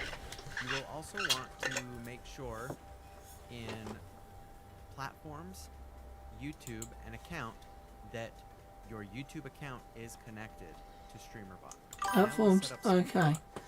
Right. Can't park there, sir. Right click to add a new channel reward. No. That's not what I'm trying to do. Can't park there, sir. YouTube. Agree. Terms of service. How the fuck do we add? That your YouTube account is connected to StreamerBot. Now. Right. Streamer bot. It's so bloody... The window is so small. Right, here we go. No, and then you... Account, here we go. Broadcast account. Out. What do we need to be connected? Broadcast account. Okay, broadcast account. Adventure. Continue. Is it to the wall?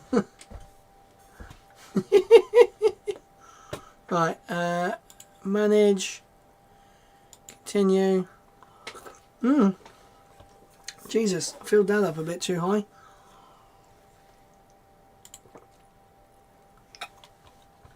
Right. That is auto connect. That is done.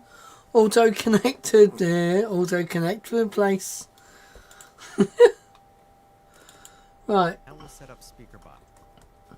Before we go any further, I'd like to say that Nutty recently did a really great video on SpeakerBot, and he went into detail on a lot of things. I'm going to keep it really simple in Okay. this video, but if you want to watch a video to dive deeper into it, then I highly recommend Nutty's video, or you can always join one of my streams and ask questions, or ask me on Discord. Well, hey. So the first thing we're going to do Oh yeah, we're close to is head over to this tab right here, speech called engines. Speech Engines. And you're going to click this SAPI 5, which By the time it launches, we should have talk to speech. Yeah. Right. SpeakerBot 1.1. Okay, that's 1.4 now. So they've changed a few things. So users, processing, user. What tab is he on? That's the thing, you can't see what fucking tab he's on.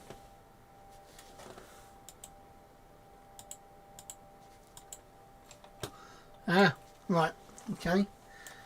So he is on Speech Engines. speech engines is what I need.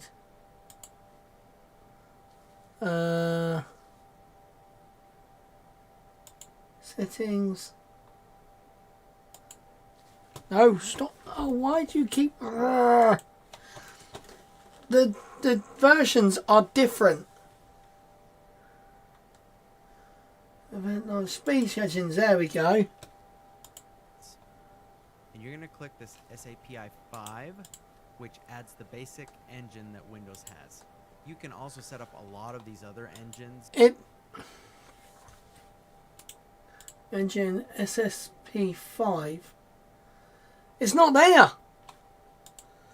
In SpeakerBot, but to keep it simple, we're going to let you reference Nutty's document or the StreamerBot documents. So then you go into voice aliases. It's not there. Let you reference Nutty's document or the StreamerBot documents. And you're going to click this SAPI 5. Look, it is not there. It's different to what he's getting. Engine. Oh. I'm blind. I am blind, guys. 5, which adds the basic engine Okay. that Windows has. You can also set up a lot of these other engines in SpeakerBot. Right, To okay. keep it simple, we're going to reference Nutty's document or the StreamerBot document. Okay, cool. Then you go into voice aliases, and we're going to add a name here. Voice aliases. Okay, over here. In this field. We're just going to call it default for now. We're going to click add. Add. Now you should see it over here on the left hand side. Yeah. And what you can do is choose a voice from the lower section here. I'm going to choose Microsoft David. David. Desktop. Yep. And when we hit test speak, we should be able to hear the voice. This is a test message. Yes. This is a test message. Did you guys hear? This is a test message. All right, all right, all right. Shut up. Did you guys hear that?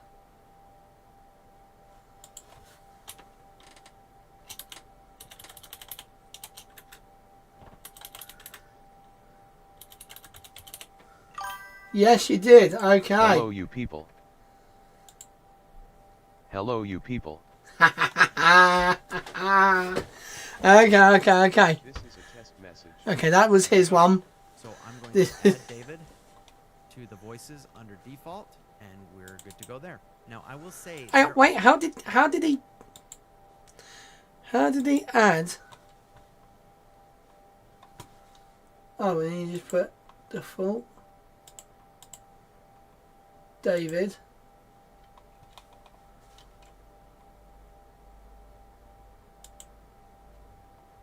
No, not default one. Delete. Default. I want David. Add. Right, there we go. The lower section here. I'm going to choose Microsoft. Right, so you're going to hear it there thing again. And when we hit test speak, we should. So be you able should to hear his one. This is a test message. There we go. Right. So I'm going to add David to the voices under default. Right, we are T-minus 1 hour and 12 minutes, and we have Tower Vent. Of voices in SpeakerBot. A lot of voices. You can get those by following the instructions in the documents to add those speech engines. Right, Next, okay. what we want to do is go into StreamerBot and go into our actions. We're going to create an action. Right, fucking hell, he moves too quick. Actions, yeah. We're going to right-click to add actions. I'm just going to call it TTS. Right. Hey, TTS. I wish I could make time go faster. Definitely. At this stage, we have a vent on the tower, which is a great sign that propellant load is starting. They are starting to load. Get the lines all ready. It should be good, right? Then we go to our There we go. There. So TTS. sub actions. We right click. We go down to SpeakerBot. Speaker bot. Now remember the voice alias we just created called default. We're going to put that in here. Default. And we're going to type a message in here. This is a test. Hello. This is a test. Hello. So you can create commands or actions, whatever you want to do based on events that says whatever you want in that message. What we're going to do is create a message from a command that a viewer types in. Okay. We type in percentage raw input. Oh, for fuck's sake. Jesus Christ. Where are we doing this now? Right. That a viewer types in. To do that, Right. Okay, I need to go back to this. To do that. type in percentage raw input with a capital I. Excuse me, can you Capital bugger off and stay there? Right, message, percentage, R-A-W, capital I-N-P-U-T, percentage. Where the fuck's percentage? I just used it twice. Right, okay. I. And then click OK. Okay, we've done that. The next thing we want to do is go to our commands. Commands. We're going to add a command, and you can have it say TTS or exclamation mark say or whatever command you want in there. It doesn't matter. Make sure the location is start. Yep. For the action, we're going to select our TTS action that we just created, and then make sure that Where? Where does it say that? Right. command you want in there. It doesn't matter. Make sure the location is start. For the action, we're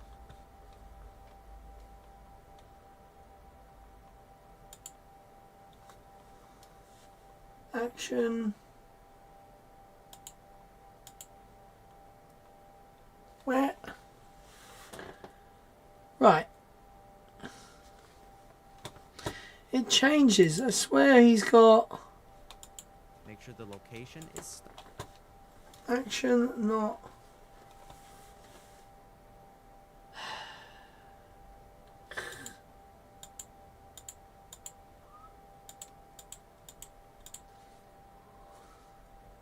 Where the hell is action?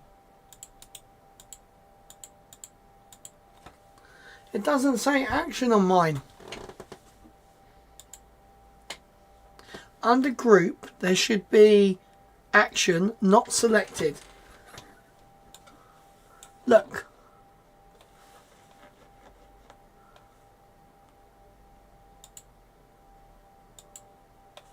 I'm going to put everyone there.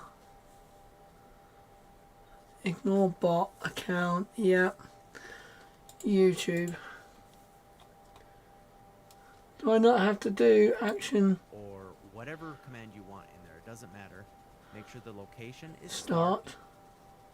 For the action, we're going to select our TTS action that we just created, and then make sure that YouTube message is the source. Yeah. selected down here, Okay, that's good. and then click OK. Right, so I'm guessing they got rid of action. Because action is not on there at all.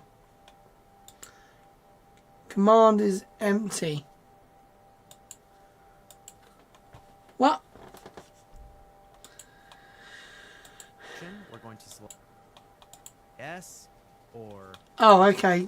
Okay, I see. I'm an idiot.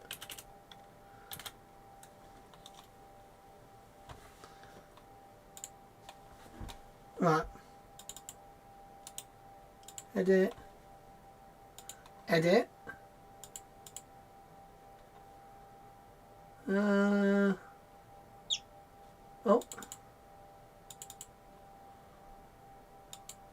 Right, we are 1 hour and 7 minutes to launch. Right, okay, I got that. say or whatever command you want in there. It doesn't matter. My God, this is taking forever. Location is start. Yeah, we've already done this, mate. Message is the source selected. Right, okay. And then click OK. Okay, so now if we take our YouTube live chat here and we type Ooh. our command, exclamation mark, TTS.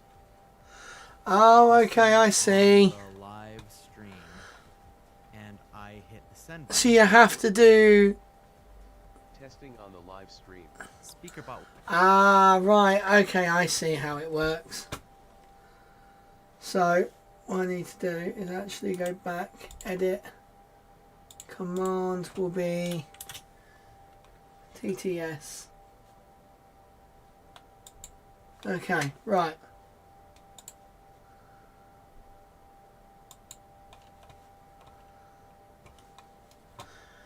Let's test this out, guys. So,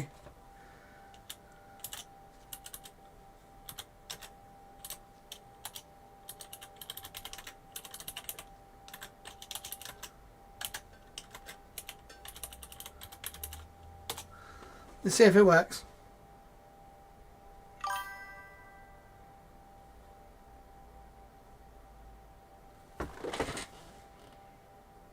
Nothing. Nothing. I had the ting. I've got both of the things open as well. So, what have I done wrong? All I feel like is it was that there was no... There was... Stop. Stop it! The hell was that? Start.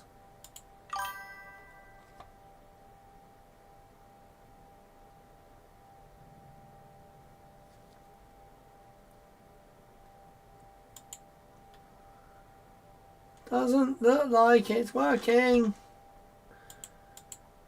Permissions allow all. Oh, Starship team is go for prop load. Woohoo! We are going for it. Group. What was the? He said something about actions, but it wasn't there. We'll take that raw input of testing on the live stream and speak it. Something else you can do is add a variable Rats. to StreamerBot's action so that you can tell who says the message. What you need to do in order to do that is go to your action, go into the sub action of the SpeakerBot, speak. SpeakerBot. SpeakerBot. Pause. Did all that. SpeakerBot.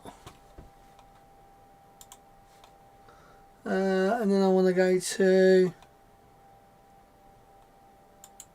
you know what I didn't do? I didn't press save settings. That might have done it. Right. So it's lowercase.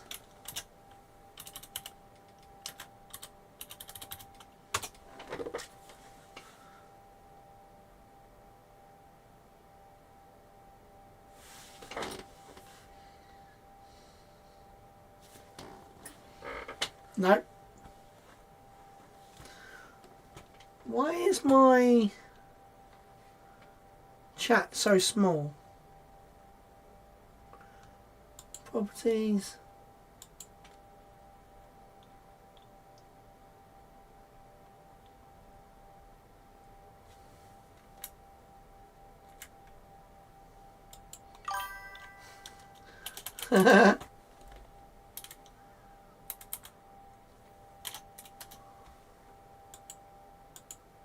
Oh God, what have I done? There we go, let's move that there.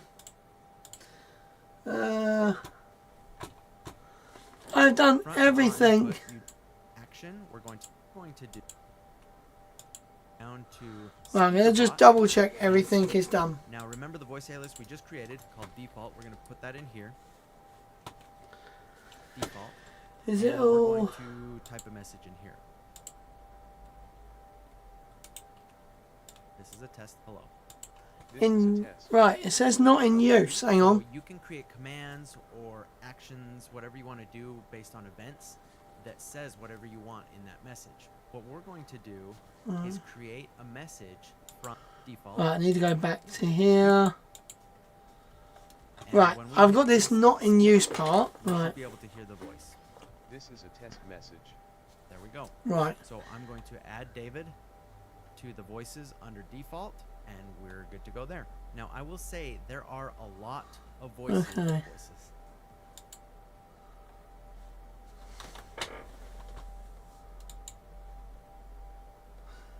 Right, this one's going to work. This So- is a test message. So that is a test message. So that is going. That is fine.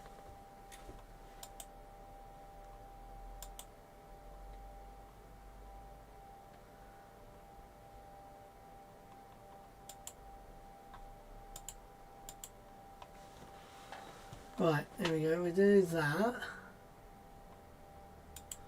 Voice engines. Ignore vocal. Say replacement words. Vocal analysts. Done.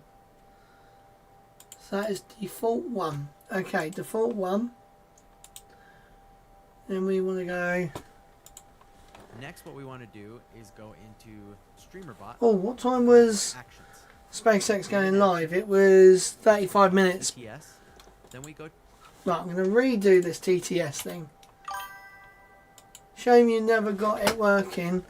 So we're going to put how long is this going to take? Hey, I'm still getting it. I'm still going for it. I'm still trying to work on it. Right, name. TTS.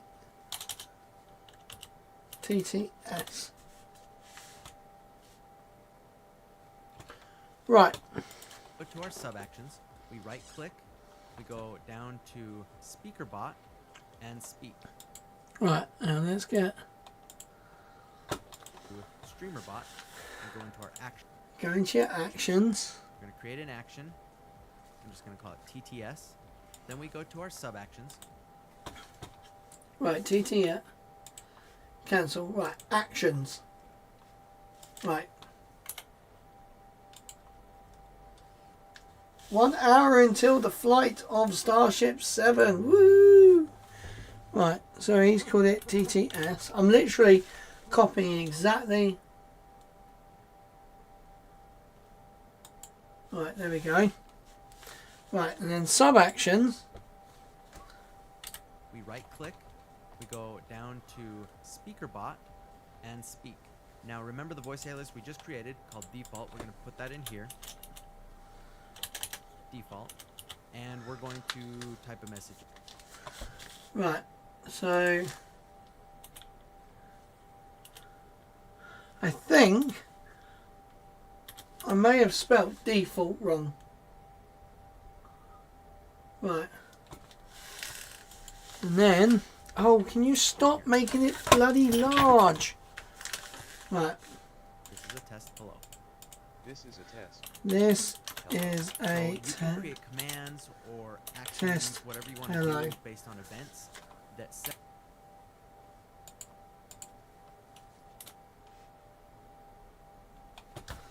Right, did I spell the original one wrong?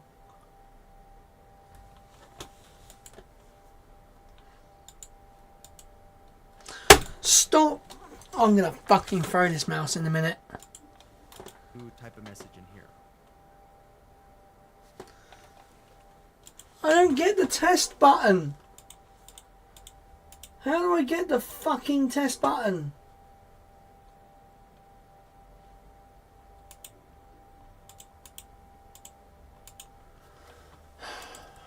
This is really fucking annoying me. Right. Oh, was that the wrong fucking one? It was, I just did. Okay, delete. Don't show again. Oh, helicopter. Helicopter, helicopter. Don't show. Yes, right. Back to speaker bot. Jesus, we might actually get to launch at this point. Right. Voice engines, that one's added. Then we want to go to voice analysis. And we want to go... Why is it... Fuck's sake. Into detail on a lot of things. What to do is head over to this tab right here called Speech Engines. Engines. And you're going to click Yep. this SAP I've added that. which adds the basic engine that Windows has. And then... You can also set up a lot of these Yeah, other okay, engines whatever. Come on. in SpeakerBot. Just fucking get on with it. Keep it simple. We're going to let you reference Nutty's document or the StreamerBot documents. Okay. So then you go into voice aliases, and we're going to add a name here in this field. We're just going to call it default for now. We're going to click add. Add. Now you should see it over here on the left hand side. And what you can do is choose a voice from the lower section here. Right, I'm gonna David, choose okay. Microsoft David Desktop. Right, so I'm going to do test This now. is a test And when we message. hit test, That's there. That's you working. should be able to hear the voice. That's his one. Test message. There we go. So I'm going to add David to the voices under default, and we're good to go there. Now I will say there are a lot of voices in SpeakerBot. Yes, okay. Yeah, just... To our sub actions. Fuck, he went too far. Right, then we need to go to StreamerBot. Actions, add. Create an action. I'm just going to call it TTS. Then we go to our sub actions. We right click. We go down to SpeakerBot and speak. Now remember the voice SpeakerBot. alias we just created. Speak. Default. We're going to put that in here. Default. And we're going to type a message in here. Message. This is a test. Hello. This is a test. Hello. So you can. It create won't. commands It's or- saying not connected. How can it not be fucking connected?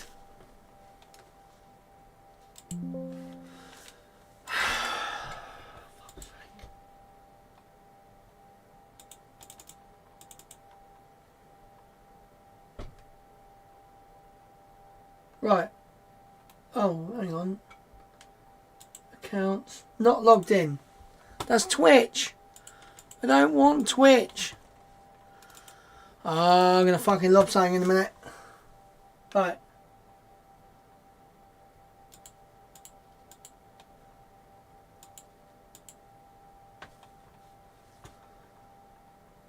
General. Right, it said about users, no, processing, event log. Where's everything going? Oh my fucking Christ, this I'm gonna die. Right.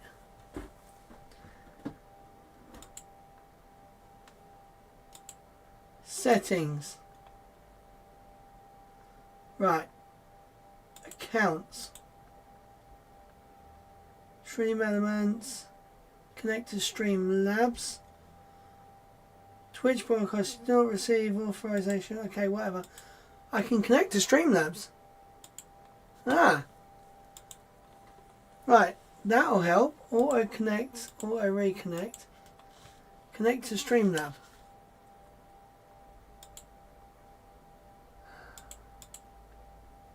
Twitch, Streamlab. Do I need a token for that? Oh, look at that lovely vent, guys. Look at that.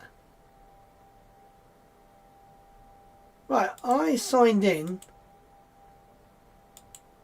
General speaker ID. Enable. Default. Just fucking do it.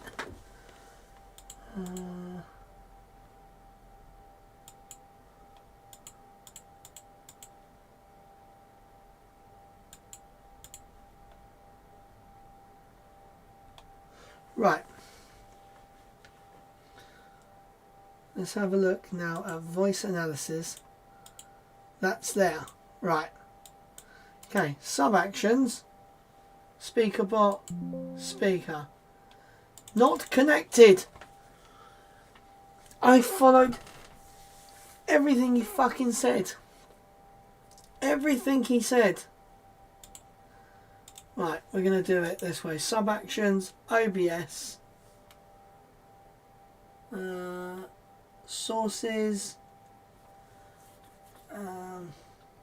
no, core YouTube, send channel message.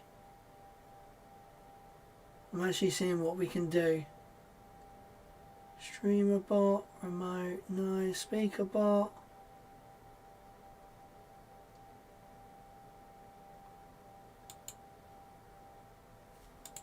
Right, TCS. Ah, I think I've. I think.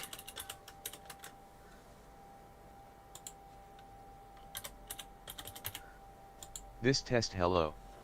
I was clicking on the. It wanted speak UDP. It didn't say. He just said click on speak.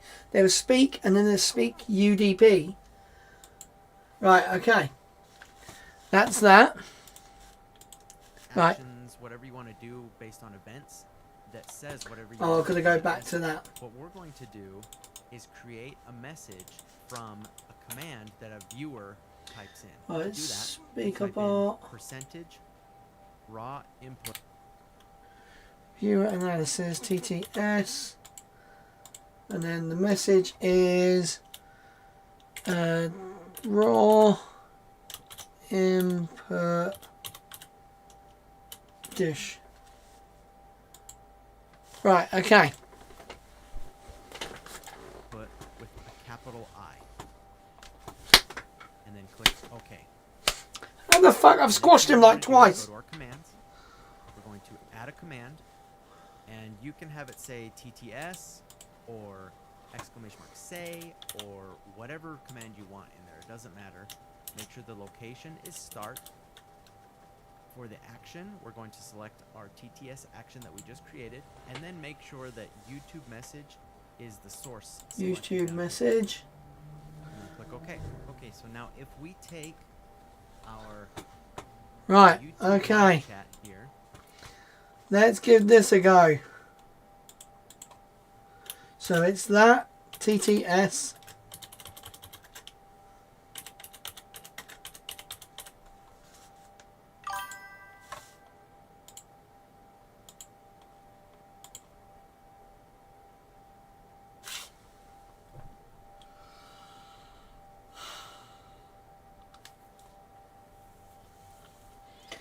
This is fucking annoying. I did everything. I even got it working. we type our command, exclamation mark, TTS, testing on the live stream. Right. Why does the launch stream look so trash? Looks like AI. It's definitely not AI.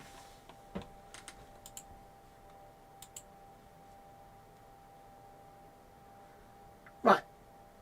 This is a test message.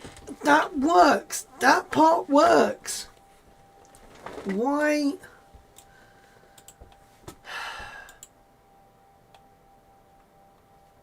What am I chatting with? What? YouTube. Come on, get out. I need a new mouse, guys.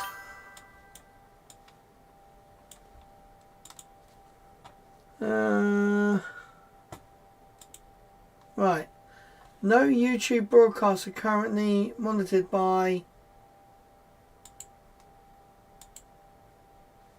Right. Why? Why not?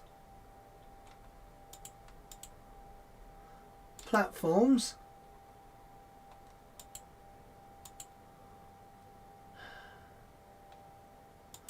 General. What the fuck is going on right here? Let's go viewers, actions. So it's saying I'm not.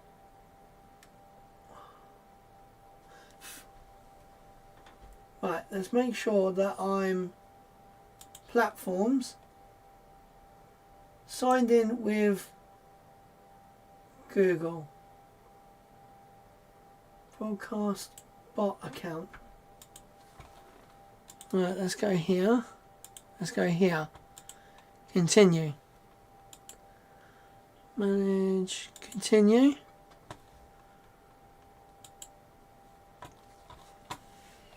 Right. Gaming Astronaut. They are both logged in via... I'm going to get up and walk in a minute. Right. I am connected. It is 100% connected. Right, chat. Let's see, where's that going to open up again? Ah, right. Ah.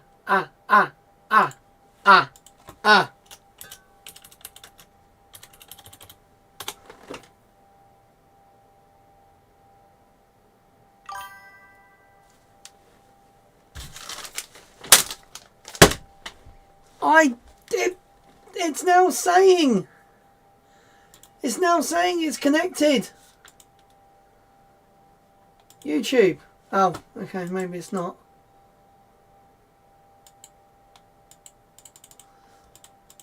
Zero monitored.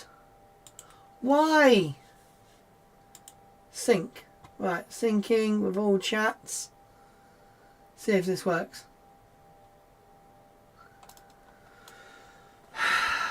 Man alive, 45 minutes to go. Honestly. See, this is the problem. He made it look like, you know, it just connected, but it doesn't. It doesn't connect. Right. You are your father's son. Ah, do you know what? I'm getting pissed off with this now. Right, actions. Right, TTS. That one there is on. Raw input with a thing. Percent raw input percent. Right, that is there. Right, that is StreamerBot. Now SpeakerBot. We are going to actually flick over to here. And we are going to get ready for... Oh, look at that. So we're going to get rid of that. Get rid of that. I've got too many bloody things. I've got too many bloody things up. Right. TTS. TTS is added. David is on now. Right. That's done. Save. Right, that's been saved. Do we have to keep it open? Will speak the person's username so that you know, oh, I'm here from your YouTube video. Hunter said hello, I'm here from your YouTube video. And then anything that comes through the chat will come through the SpeakerBot program. Will speak the person's username so that you know who said it. This is pretty. What? Our command, exclamation mark, TTS, testing on the live stream, and I hit the send button. Testing on the live stream. SpeakerBot will take that raw input of testing on the live stream and speak it. Something else you can do is add a variable to StreamerBot's action so that you can tell who says the message. What you need to do in order to do that is go to your action, go into the sub action of the SpeakerBot speak, and in front of raw input you type percentage user percentage space said and then a space. Click OK when we type No, in our go command, back, go back, go back. and then a space.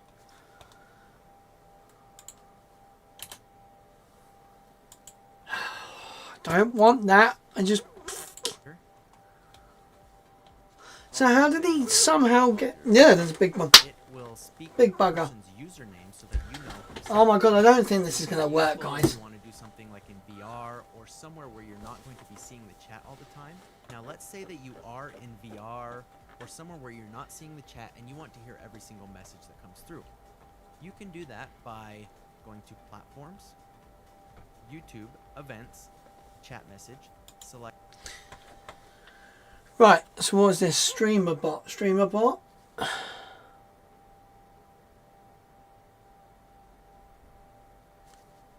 Actions.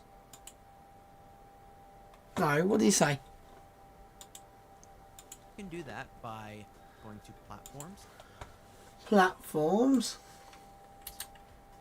YouTube, Events, Chat Message, YouTube. select TTS, your YouTube, I don't...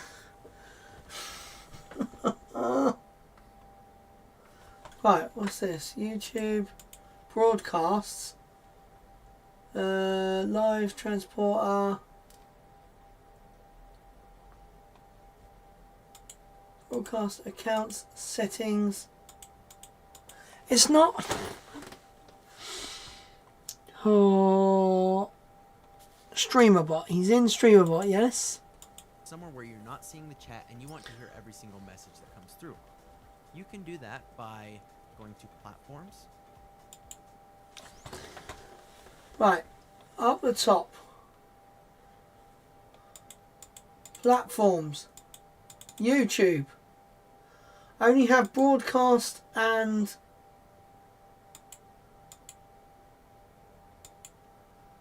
oh, for fuck's sake. This is pissing me off. I don't like this. Right, I need to pin to taskbar. Pin to taskbar. Right, I'm going to shut them down.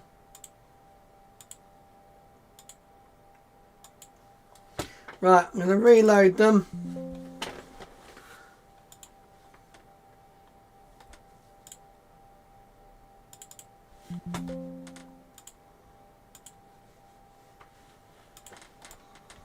Right, text to speech, analysed. Ah, that's better. Right, okay. Actions, TTS, sub-action, done. Platforms, YouTube. I don't have. YouTube, events, chat message, select. I don't have any of that. Hey, what the fuck is this guy on about? I don't have.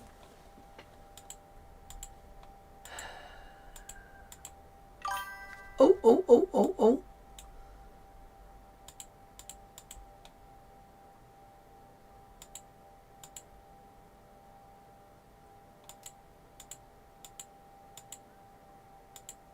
Commands, TTS. Right, here we go. YouTube message.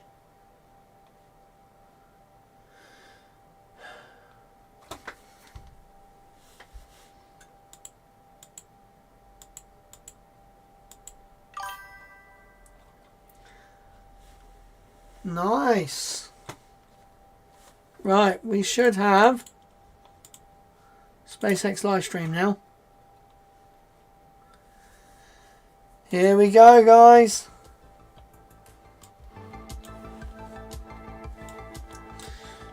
Right, I'm going to give up with this in a minute. I'm going to try one more time. Here. See, he said about the action, but it doesn't. I have no action.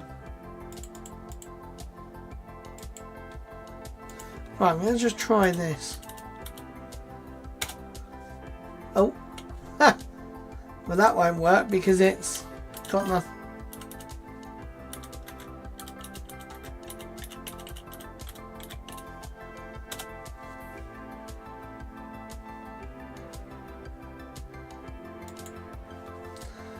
No, that don't work.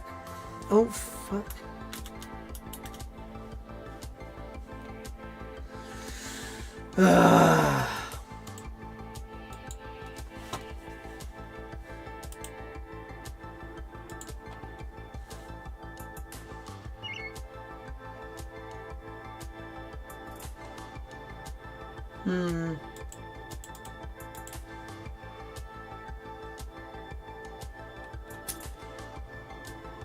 It's just so bloody annoying. I've added it all in. Actions are all there. Triggers.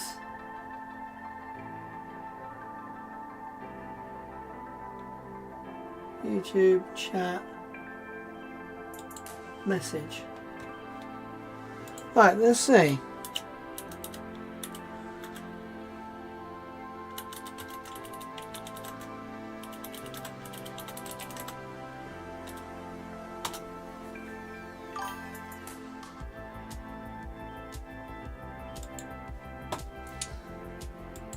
Ah!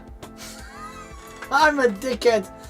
There's a save button on the text-to-speech part. Please tell me that is just it.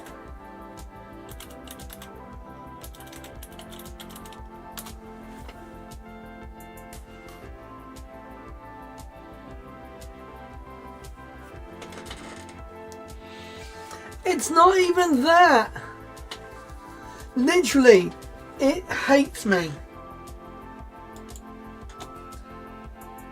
It's all there.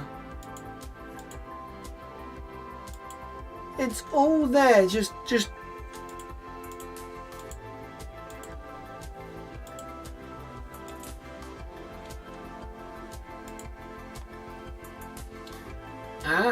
Right. I might have a new thing. Right, okay. Events. Oh, I think this might be the start. Oh, here we go, guys. Here we go. Oh.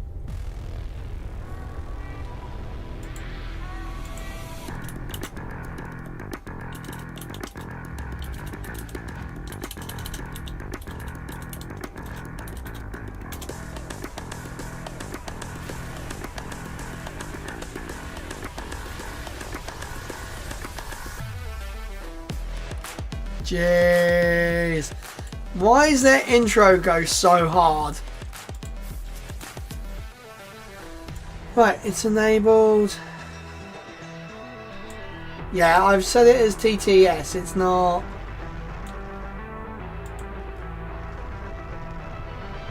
Platforms. YouTube account.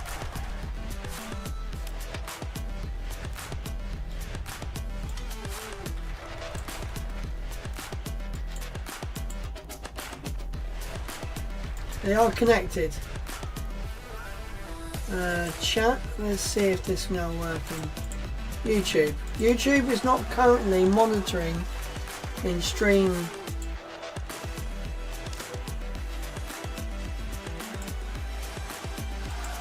Why?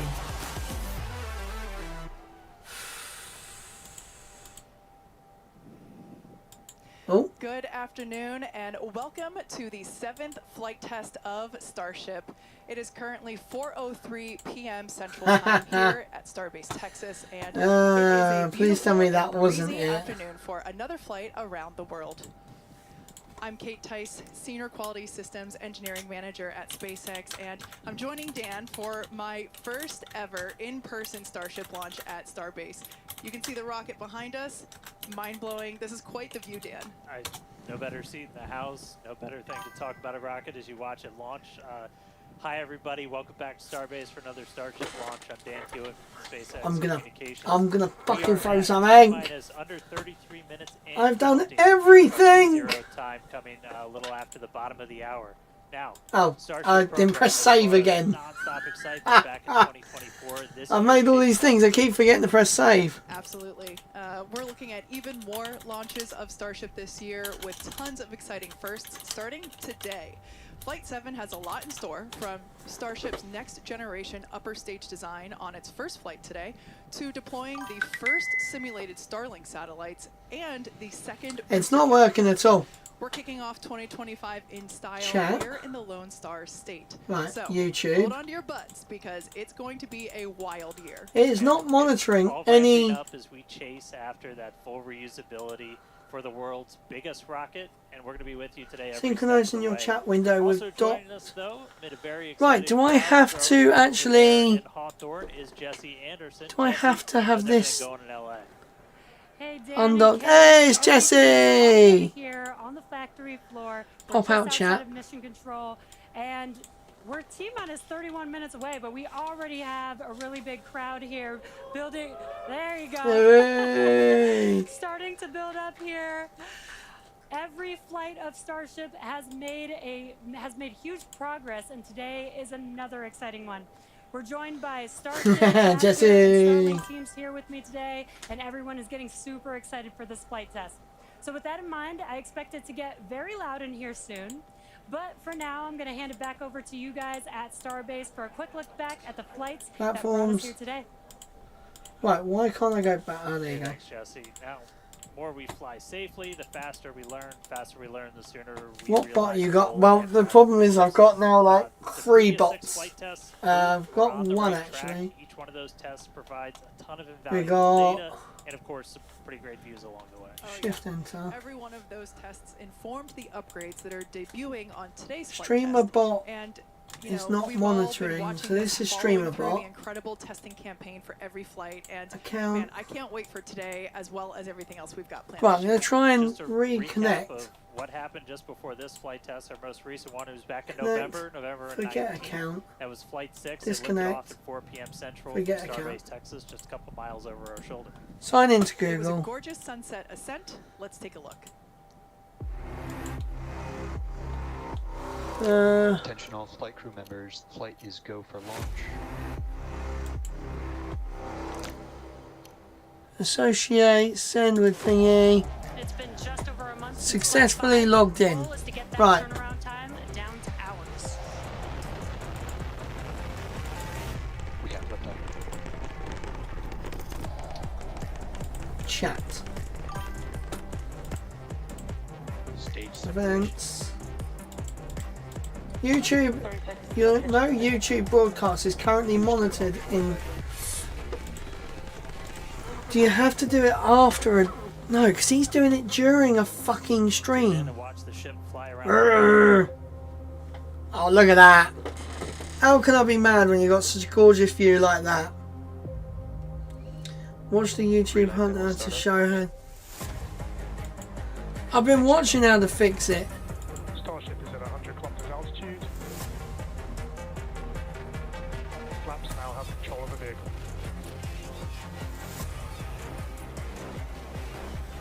Starship has started the subsonic belly flop.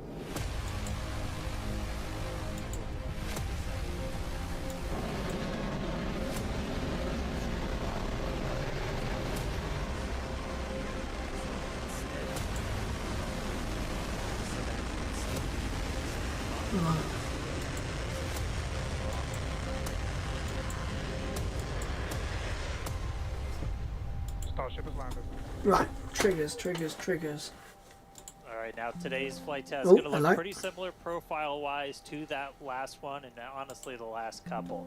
Oh, So, come on. Everything starts off, as always, with liftoff. The Super Heavy igniting those 33 Raptor engines. Super Heavy going to power us through that initial ascent, Timeline get expected. Starship on its way to space before we get to the hot stage maneuver. Exactly. Actions, The ship will then TTS. ignite engines while it's still attached to the booster. That will allow us to separate the two Right, stages. That uh, booster will leave a few engines Percent on for raw that input flip percent. and return back here to Starbase for a catch at the launch tower. And while booster catch is blowing our minds, ship keeps going all the way to space, gets into its suborbital trajectory. Right, it's going to be my And last other test, things, guys. We're going to deploy our first test satellites, also going to relight a Raptor engine while in space. That all sets us up then for re-entry. As we have seen on the previous flights, courtesy of Starlink, that re-entry period gives us such gorgeous views. It's like, you know, just a rainbow flow of colors as Nothing. the ship re-enters the Earth's atmosphere. The ship will relight its engines, perform a flip maneuver for a soft water landing in our targeted location in the Indian Ocean. And that will once again be daylight given our later launch window. So today's flight test will be launching the next generation Right, of I'm going to do that. That'll be another day's thing. deployment test. I've given up multiple already. re-entry experiments geared Right, I need towards to ship catch and reuse, get rid of and that. Of course, the launch and return of the Super Heavy booster back to the launch site. Oh, right it's there. really windy, It's guys. going to be amazing, but ship, kind of the star of the show for a lot of stuff today. A huge block of upgrades to Starship's upper stage are debuting on this flight test. Oh, look at that. The So, new start off up forward top. flaps. Forward flaps got a redesign. They shrunk in size. We shifted Oh, I them need towards to the top of the vehicle. put with the the heater on a little bit. It's gonna getting a make bit it chilly. Significantly less exposed to re-entry heating. And then Starship itself, we made it about 2 meters taller. So we stretched it up. So this to is about once 50 again meters. That allowed us to the have tallest 25% more rocket propellant in the volume, world. along with a bunch of propulsion upgrades like vacuum jacketing of those feed lines to the engines, an entirely new feed line system for the Raptor vacuum engines, an improved avionics module for propulsion, all that adding performance and the ability to fly longer missions. And just like on Flight 6, tiles have been purposely removed to stress test vulnerable areas. This time we're doing it across the entire vehicle, including in critical areas, as we use this flight to push the boundaries of Starship's Right, hopefully capabilities. chat now should go And up for in... re-entry experiments, Ooh! multiple metallic tiles are being tested. Hello, Mars Rover. Hello, welcome back. A version with active cooling. Oh. And the vehicle's avionics, its brains, got a complete redesign. Some of the new things, we've got 4 of these upgraded Ah, what the terminals, fuck's going on here? Starlink, global navigation, and RF communications into a single unit. And then on the sides of the vehicle, we have these catch fittings. They're non-structural, but we're going to be able to see how they perform thermally during re-entry. We also smoothed part of that tile line to address some hot spots that we saw during entry on the last flight. Now the ship and the booster, they weren't the only thing to get some upgrades on the ground side. Several radar sensors were tested on the tower catch arms as we experiment with additional ways to measure distance between the arms and the vehicle while we prepare for ship catch. Now this is just a handful of the many upgrades included on this flight that make this the most capable Starship that we've flown so far. These are the satellite dummies that they've got. We're going to be deploying 10 Starlink simulators that are similar in size to our next generation Starlink satellites, with pretty unparalleled payload capacity and reusability. Starship's going to be able to deploy our more advanced V3 Starlink satellites, which is going to help us continue to revolutionize global connectivity. Each of those Starlink V3 launches on Starship is going to add about 60 terabits per second of capacity to the Starlink network. And that alone is that's more than 20 times the capacity we're getting with every V2 Mini flight on a Falcon 9 right now.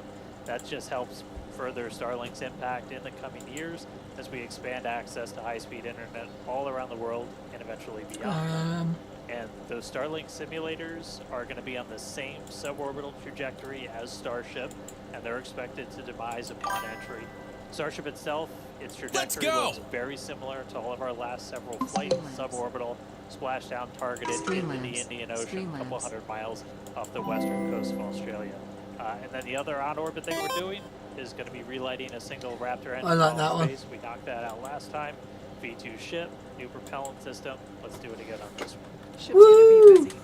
Now, it's got a lot to do this time. That today's Super Heavy booster is reflying flight-proven hardware for the first time. A Raptor engine that flew on the booster that was caught during Starship's 5th flight test. You can see it there on your screen. This flight-proven engine, we've got Raptor 314. 314, that's it. Pie on this nozzle. Maybe we can get that image rotated. That was so good. There you go. Yep. That flew on booster 12. That is insane. So that's what we have planned for today's flight test, and so far everything is on track as we continue to count down. We're now within 23 minutes of launch. We're at 22 minutes and 52 seconds.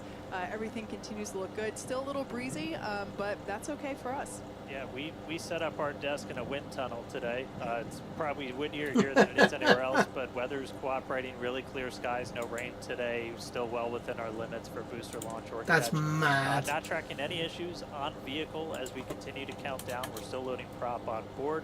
Our range team also reporting that the range looks like it will be clear at our current T0.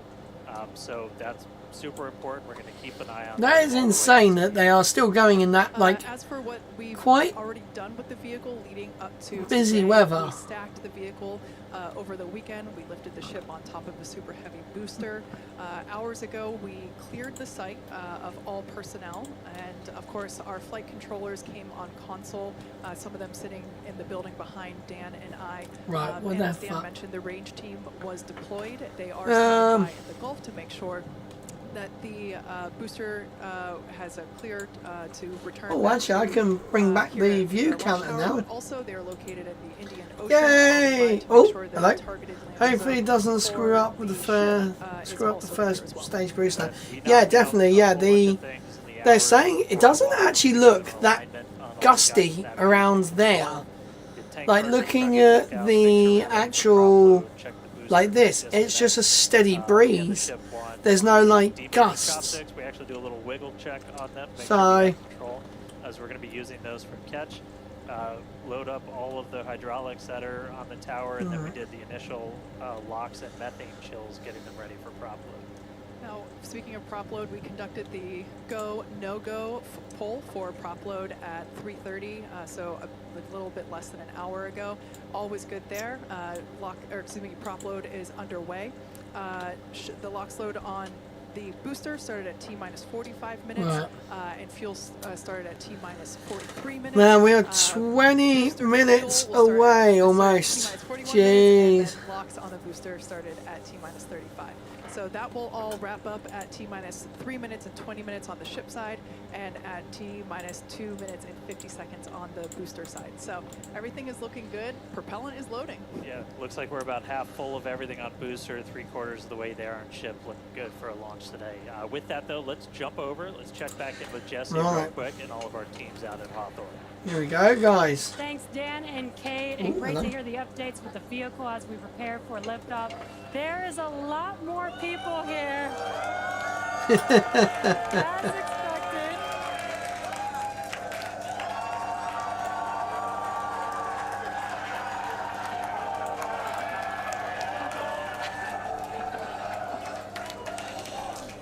Love it.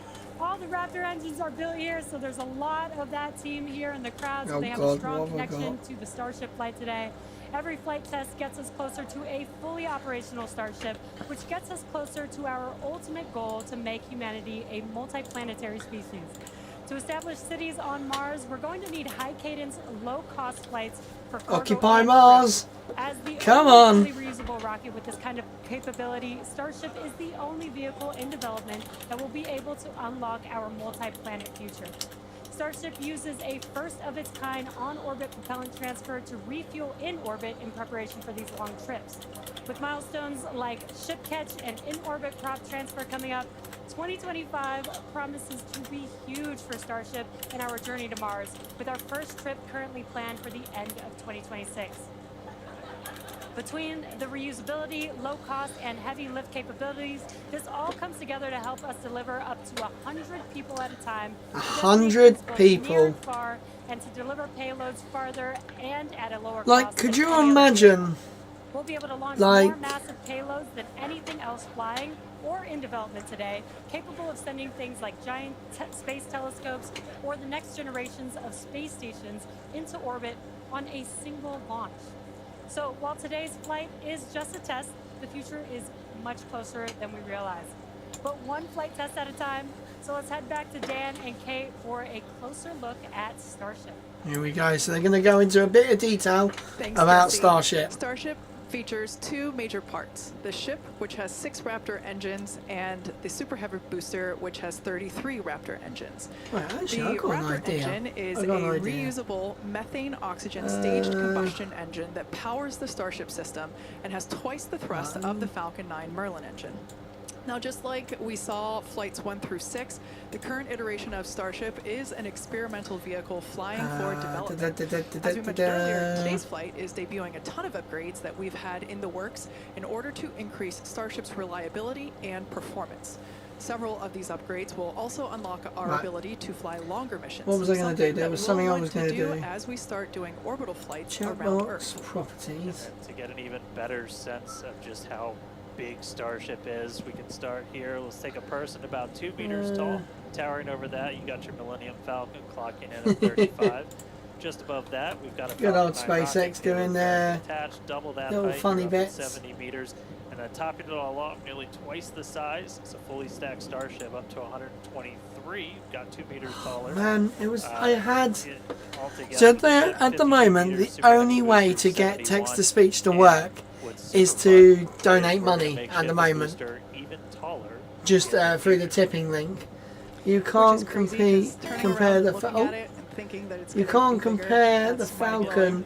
It's not real. It is real, Rich. It is real. It is. I have seen it. In fact, I can show you a real photo of. I can show you it actually on Google Maps. It is a real spacecraft. Google Maps. Here we go. Ship that we're debuting today carries about 300 more tons of propellant than the last flight's ship, bumping it Oh up wow! about They've added weather to it. to about 1,500 metric tons. Wow. The ship is That designed has for light. vertical takeoff and That's an landing on X-wing. any hard surface. New conspiracy theory. Ooh. Ooh. That are used to We got a new camera, guys. vehicle's attitude during New atmospheric camera. flight and enable a precision landing. The new flaps are lighter and positioned more leeward or away from the heat shield. Now, to reach full reusability, the ship has to be able to survive re-entry not just one time, but multiple times. The ship's heat shield is essentially what does the job for that. We've been iterating on that every single flight, building towards that heat shield that requires no refurbishment between flights. Now, the heat shield is composed of thousands of hexagonal ceramic tiles. They're designed to insulate the vehicle during that atmospheric Exposed again. Ah, dang it. Right. I didn't know they did this, but they... been flown in history. So Can the chat box bloody move up where I want it to be? Key focuses of all Thank of our you. flight Right. tests right now. And in between Look at this, the guys. first and So second we got, stages look below is the our chat, stage, which they've we saw in added action the on flights 2 clouds through to 6. Google The hot staging Earth. maneuver is when the upper stage That's engines freaking are cool, ignited man. before the booster engines, So that this and, was before the booster engines are worry completely cut off. that they had With this hot bit staging, of the rocket never thing stops here. accelerating They're during going to take off from separation, here. so it's more efficient They're going than to fly all the traditional way stage across. separation. That One of is the sick. hallmarks of Starship flights are the incredible Right. views that we get Let throughout me flight, find of course, it. courtesy of Starlink. Every day, we're working to expand the Starlink network both on Earth and in space. Here's Jesse. Where with more. is the... Fans of Starship may know that Starlink enables us to bring you lots of unprecedented views Right, from space and here on Earth. where In addition was... to the dozens of cameras on That makes Starship pretty... itself, we also have mobile Starlink Ah, cameras yeah, deployed in the exactly. Indian Ocean, connected to our aerial 3 assets times I've been and all exposed around now. Starbase, which all come I'm together just a to help fraud. tell the incredible story of Starship, both on and off planet. Thanks to Starlink, Starship is capable of streaming more than Disney 120 Springs. megabits of real-time. Where the hell is it? I video can never telemetry find out where in it is. every phase of flight, providing invaluable engineering data to help engineers rapidly iterate Toy. across all systems. And all of that streaming data will be put to good use with the Story. more than 30 cameras on the vehicle for today's flight test. Starlink is the world's largest satellite constellation, operating in low Earth orbit to deliver high-speed, low-latency broadband internet, providing access to people around the world, many who have never had connectivity before. Starlink now serves more than 119 countries, territories, and other markets. And here at SpaceX, we've been developing Starlink's communication capabilities not just for humans on Earth, but for astronauts That in space. is Our the recent Millennium Falcon. mission, we deployed a So, high-speed to you, Rich, I know it hasn't got the skin on it yet, but it's there. It is a real thing. Oh, what's going on? Starlink is an amazing confluence of programs at SpaceX. So we have a whole corner of the company that owns and operates a multiple thousand satellite. You've been Mars Rover. You're lucky. We haven't. Last time we were at Disney, that wasn't even announced. I think last time we went was. I'm going to turn the volume down because they're really loud. Also, we're only at 1080p again. Yeah, it's. I mean, it'd be so nice to go back. I know Cobblesmeister would love to go back. Right, I'm going to have a bit of this melted chocolate now. Right, we had T-minus 12 minutes, guys. Jeez. We are getting there. I'm going to turn the microphone down as well when we, whoa. Earpieces, talking to our families, get to show them the perspective that we have of Earth. It was very cool to bring them into the mission that way. I was able to show my kids and my husband, what it looked like to be floating in space. I got to show them out the window. Well, my husband even exclaimed that at one point we hung up the call and he called back and I answered and he was like, I called space. Starlink on Dragon is something that we want to include because we have this company within SpaceX that has space-based internet. So what not a better way to test space-based internet in space? From connecting astronauts in space to providing high-speed internet to more than 4.6 million active hang on. Earth, the Starlink team is laser focused on expanding coverage, increasing speeds, and lowering latency so that we can connect as many as possible around the world and beyond. Last year, we activated Starlink Right. in 27 new markets and are now covering Just going a to try global something area a sec, because I home know to this 2.2 works. billion people, including those who live in some of the most remote places on Earth. To meet the growing global demand for high-speed internet, SpaceX opened a new 700,000 square foot factory in Bastrop, Texas, and introduced Starlink Mini as well as an upgraded version of the Starlink Standard Kit. The SpaceX team also achieved an unprecedented launch cadence, conducting 134 Falcon launches, with 89 dedicated to expanding the Starlink constellation. No, that's not going to be With each one. launch, Starlink adds more capacity to the constellation and continues to expand its coverage, connecting even more people in underserved and hardest to reach areas of the globe. Now, while our mission to connect the unconnected is far from complete, you can check out Man, I thought that it said say. It didn't and learn more about how our mention customers are say. furthering Starlink's impact around the world Right, at there we go. starlink.com/stories. And a little bit closer to home, we do have Right, I'm just going to go turn my... Oh, by the fires here in Southern I'll be California. 2 seconds, guys. I'm just So going to far, go the Starlink team here has and make provided sure about everything is 1,350 turned on. free kits Ooh, to fire solar panels are departments down. and other disaster response Jeez. organizations from down That's in Orange bad. County all the way up to Malibu. That is in addition to applying free Starlink service for thousands of customers impacted by the fires all across the Los Angeles area. And just as critically, since enabling our direct-to-cell satellites with T-Mobile, more than 120,000 text messages have been sent, allowing those in impacted areas to reach loved ones, text 911, or receive emergency alerts.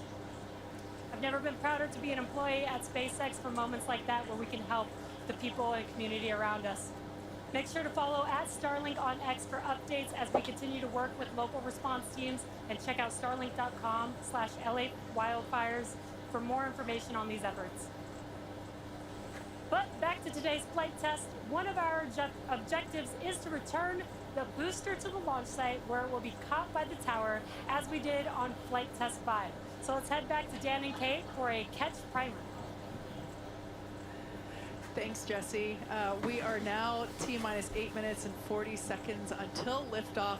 Flight controllers on console there in the building just behind Dan and I. You can actually see the rocket in the distance at the pad 6 miles away. Our excitement is growing. I already am not sure if I'm going to be able to remain coherent after witnessing this, so looking forward to it. You'll be all right. You'll be all right. Just a quick status check. The ship fully loaded in its main tanks on blocks and fuel. We're going to load the header tanks, and booster is going to be closing out real soon as well.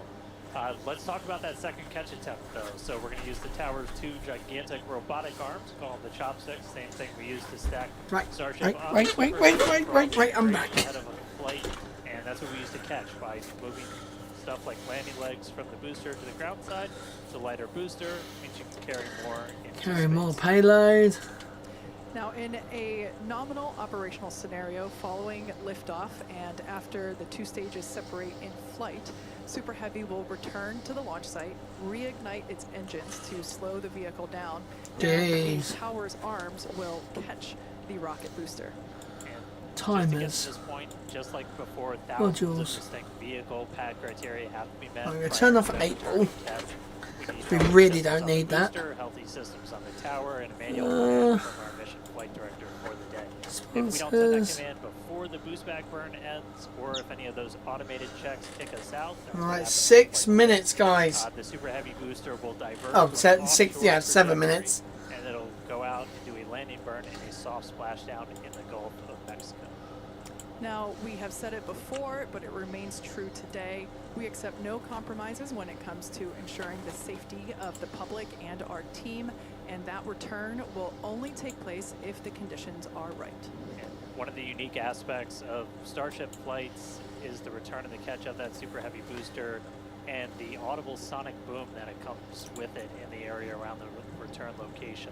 General impact to anyone in the area is just a brief thunder-like noise. But I'll let you know it's coming. Oh yeah. It's something our neighbors in Cape Canaveral, Florida and Vandenberg, California have become accustomed to over the years, and now we're bringing the boom to Boca. So the boom to Boca. That is brilliant. Oh, look at her. Oh. Mate, honestly, look at it. It is just so sick.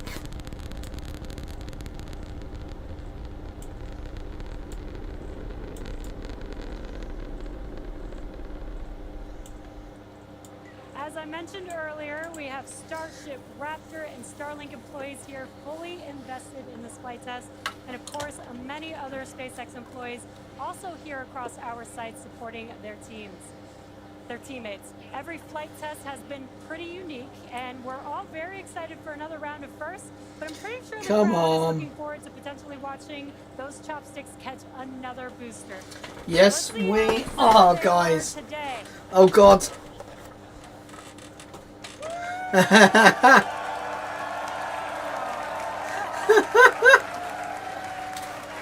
They were like, we weren't listening, Jesse.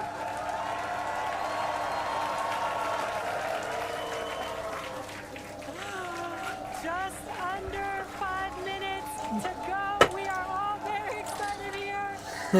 Back to you at Starbase for the final minutes of the countdown. Kate and Dan. All right, thank you, Jesse. So you just tuned in under 5 minutes ago. You picked the right time to do it. Just a quick status check. So we're almost fully loaded on the booster. We'll be fully loaded on the ship, fully loaded on the booster coming up soon. Our range team just reported that we're looking to go in the range. That's super important for our security guys. No boats. Mike, Kyle, Nick, the whole team out there in the elements, making sure everything's clear, doing a fantastic job. And we are coming up on 4 minutes and looking good for launch. Yeah, it's certainly exciting. Now, we do have an opportunity to hold at I wish I was there. Oh, yeah, I wish I was there. Mate, honestly, jeez. If we, need to repressurize some tanks, or if there's a wayward vessel in the range last minute, opportunity to clear it out. But everything currently looking good. Now, once we pass T-minus 40 seconds, a number of events will occur in rapid succession. Yeah. The ground spin and ignition systems come up to flight pressure. The ship will go to internal power. After that, the quick disconnect, or QD, arm lockout is removed in preparation for retraction, which will happen shortly after T0. And yeah, once we pass T-minus 40 seconds, we do have the ability to recycle the count under certain conditions back to that T-minus 40 second mark and hold there to assess what happened and assess opportunity to... Everything is a go, guys. Everything is a go. Boat's usually one of the items, but we aren't tracking anything right now that would cause us to hold there. We can That is brilliant. Minutes. Main thing you're watching at is kind of set of clocks, because your temperatures change, the fuel in the locks, everything pretty quickly. So you've got a couple of minutes that you can hang out and figure things out. There are items that if we pass them, we're scrubbed for the day. One of the main ones. Oh, don't say that word.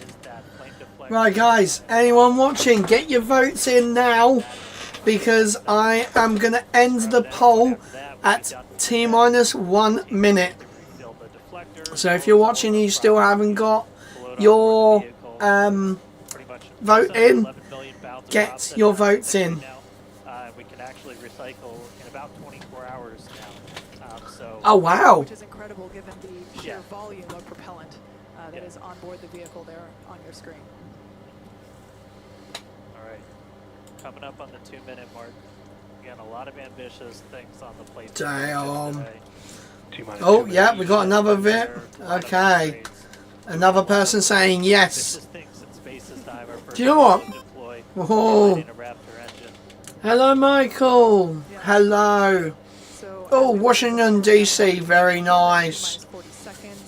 It's very dark here in the UK, but we are excited for another Starship launch. 2 million views on the Twitter. On the Twitter, the Twitter live stream. Hello, Beachnut. Hello, welcome. Jeez, everyone's coming in at the perfect time. Love watching your launches. It's dark in DC too. I was going to say, yeah, it's this. This is 4 p.m. Central, 4:20, whatever. No, it was meant to be 4:20. Oh, I don't know. I can't remember now. What is it? So it's... We'll hear the flight director give Yeah, it'll be 4:36 at the moment. Right, I'm going to end the poll, guys. Here we go. Right, here we go. I'm going to now turn down my microphone just to prevent you guys from your ears bleeding. We hold my breath for 4 seconds. Right, here we go. Yes, we're going through. Right through that prop load gate. Hot diggity dog. All right, so we're gonna let our flight. Here we go, guys. Take it away. Go for lunch. Yes. Right, okay, we're going through. 20 seconds. 20 oh. God, that scared me a little bit then. It jumped. Yeah, last time I... Definitely. 9. Here we go, 8, guys. 7. 6. Water deluge. 4. 3. Here we go. 2, Engine ignition. And... lift off.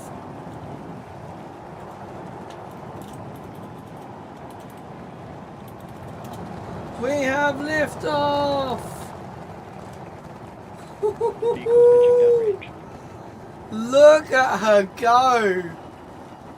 Holy cow. I'm going to turn that down a little bit. Look at all 33 engines going. That's doing the roll program. Right, we're more than 30 seconds into flight. Oh, that was a tile. 33 out of 33 engines that... as it's pitching down range. Man, listen to that. Booster chip, avionics power, and telemetry nominal. Hearing good call-outs on the ship and booster. Flying killer whale. Just heard the rumble hitting us about 6 miles away.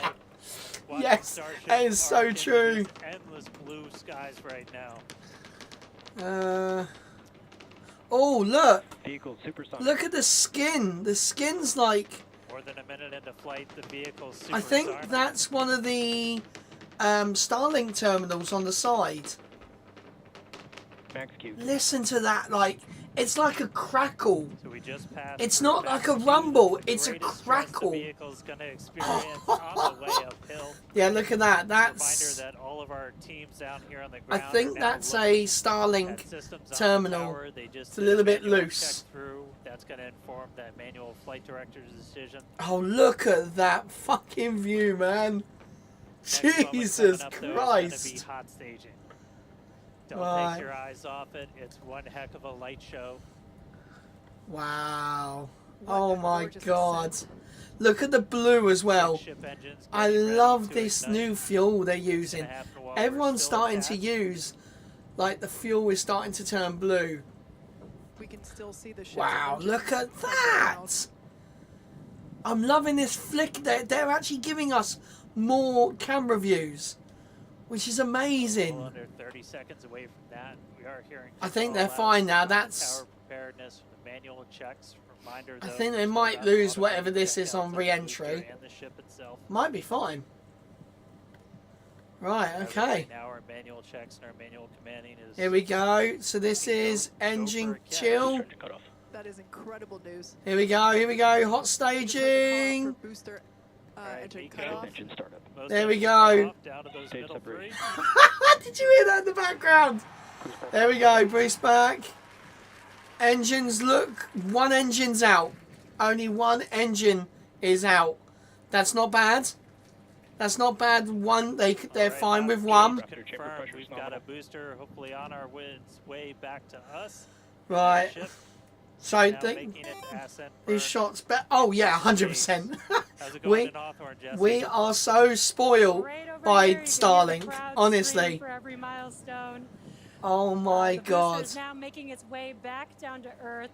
Looks like right, I'm not gonna scream this time, guys. I promise you. Unless it hits the tower. We are go for booster return. Yes! Yes! Come on! We are going for booster return. Criteria that needed to line up to ensure that we could have a safe. There we go, shut down, perfect. We are going, there's hot stage release. And there you can see on your screen, we had the. Oh, you see the little pin pop up. The hot stage. And there's a great Bloody hell. excellent view there of the hot stage. Honestly, like, the super heavy I'm booster. sorry, but the Blue Origin launch was really cool. But Now we've shut this down is what the we engines want. for that boost back burn that confirms We the want boost to back burn see is now more. complete. That was the first of 2 burns required to Here we for the go. vehicle to make its way back down to Earth. Grid fins are And next coming rotating. up will be the landing burn. I That's completely going to be forgot about the ship. of those center engines I igniting completely again. forgot about the ship. And that will then go down to from 13 down to 3 engines. See, just right before we the touch down Falcon for that 9 booster catch. does a burn about here Reminder, for the our entry stage one burn. objectives are to Now- have a controlled ascent, stage separation. Oh, look as at well as that. controlled boost back burn and hot Look stage, at that. as Right. well. So we're looking That- good for that so far. Some great views there. I don't know what this is. From the ship of Earth. I don't know what that is. But it looks like heat tiles. It looks like the minis. Oh my god, here we go, guys. Starship's ship is still Here we firing go. its engines right now. Starship trajectory nominal. And All great looking call-outs. good. Starship trajectory is I'm going nominal. to just turn down You can their follow audio along just a the little bit telemetry, because the they are altitude, going to scream in the background. bottom left-hand corner for the super heavy booster. Mate, Bottom look at left-hand it. corner for the Look, ship. it's you're going to see the plume in a sec. Just So I think that's actually the plume. My god, is that looking upwards? That's looking up at the grid fins. Then you can see the ice The coming booster back is off. currently making its way back to the Wow. today. So we're looking forward to Guys, the this is booster catch actually chopsticks. going insane. And in the meantime, you can see those grid fins there. Right, I'm not looking at my phone. Not looking at my phone. Control the vehicle. Right, okay. and guide it back So we're to actually its now going to landing follow the site. plume down. Booster FTS is saved. Right, Now we're FTS is gonna head back. saved. How's it going over there, Dan and Kate? How are you doing, Kate? Seeing that in person. Don't you dare change. Dan had to take that entire segment. Here we because I go, couldn't guys. talk. That was incredible. Right, guys, shut You can up. see the booster coming Shut up. in now. Oh my Blue god, look at colors. that. It looks that way to us. It's incredible. Right, that I'm it turning my... returns. It looks I'm like turning it's myself shooting, down now, guys. Just like this Oh, look at that. flare, Look at the coming back pizza. to There's the once sound again, we are standing barrier by for, coming through. attempting to catch Come the on. booster at the tower. This Here is it goes. the It's second looking better. Here we tower go. catch. Shut up. Landing burn. Stop talking. See it 13. Here we go. Oh yeah, baby. Hovering as it aligns with the Oh tower. yeah, baby. Oh yeah, baby. Come on. Come on. Come on. Come on. Touchdown.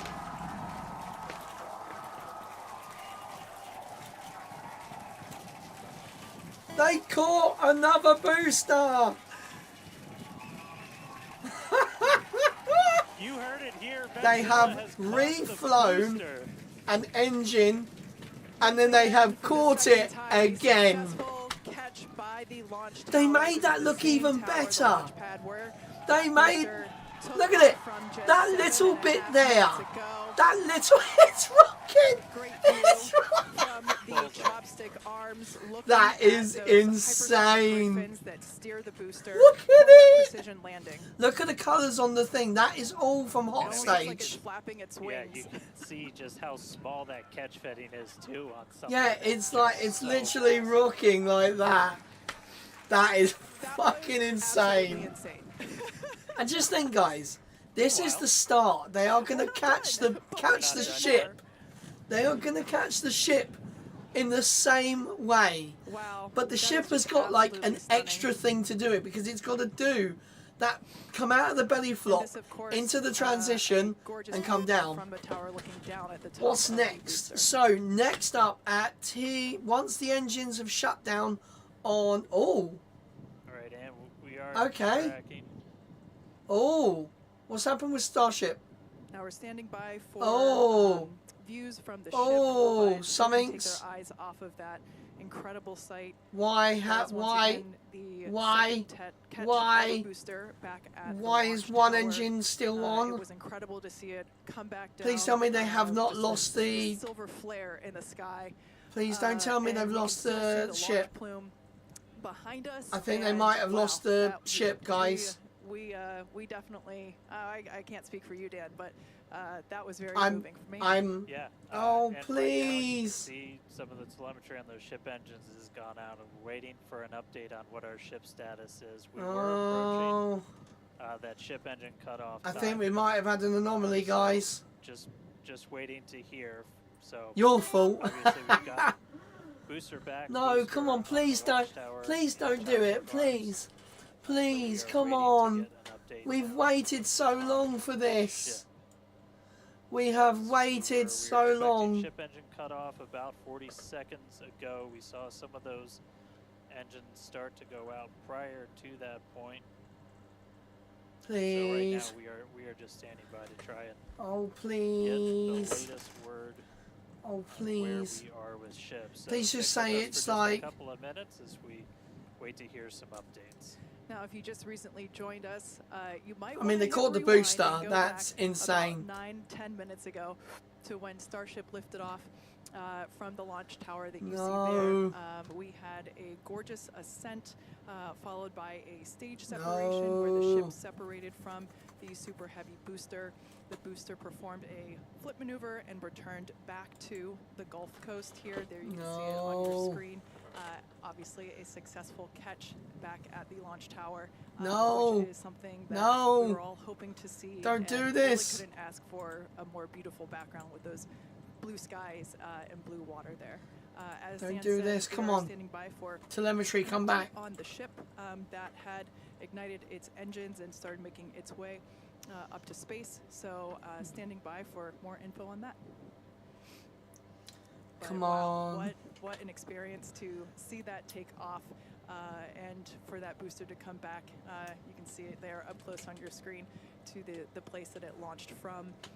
Once again, there were thousands of catch commit criteria, which is basically just all the things that we Come have to on. assess and evaluate. And I think they've lost the ship, guys. That we would have make sure that had some everything is signal by clear now. and acceptable conditions both on the vehicle side as well as the power side in order to enable that. Guys, catch. I So, think they've lost it. Obviously, from the last two. I think it had an anomaly when shutting down the engines.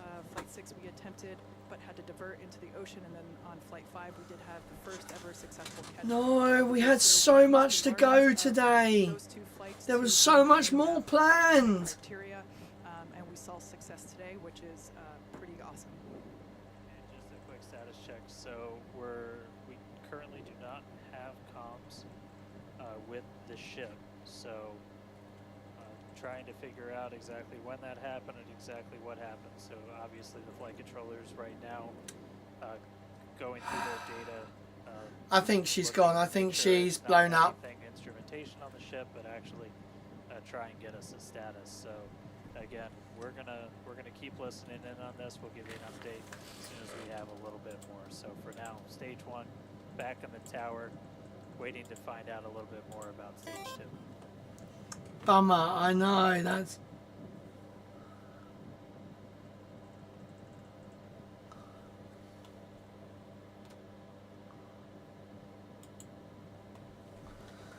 Man... I don't want to leave the live stream because I want to, you know... Actually, what I do, I'll check my phone. Let's go on my phone. Let's go back. Right, YouTube. My YouTube. Right, okay, my YouTube. Right, okay, let's go back. I saw one of the engines turn off. Right, okay, so it got 7 minutes. Then you lost star cams. Then it come back. Right, got 2 there. And number 2 of the Raptors turned off. One of the outer. So if you are just tuning in, we caught a booster, but we are still waiting. 3 of them didn't. More on the ship, so it didn't. It's still accelerating with We did 3. the staging maneuver. We did see all 6 of ship's engines on the way uphill during its ascent. But as we were getting to the end of that ascent burn, we saw engines dropping out. On It looked like, and yeah. we've since lost contact with the ship. So again, we're still listening in on the loops, trying to figure out how much we can get right now. And then it just stopped. Stick with us. We'll bring you updates as soon as we I can. wonder. Really exciting. We were able to catch the booster today. Obviously, we want to get the ship I all the way over wonder to may not be able to do if that it's spinning. we'll give you some updates as soon as I wonder if it was spinning. For those that didn't catch earlier, this was a new version of the ship. This was its debut flight. I think so some of the engines weren't. As we continue to I mean, tune in the teams and try to gather more information. Three of the right-hand side.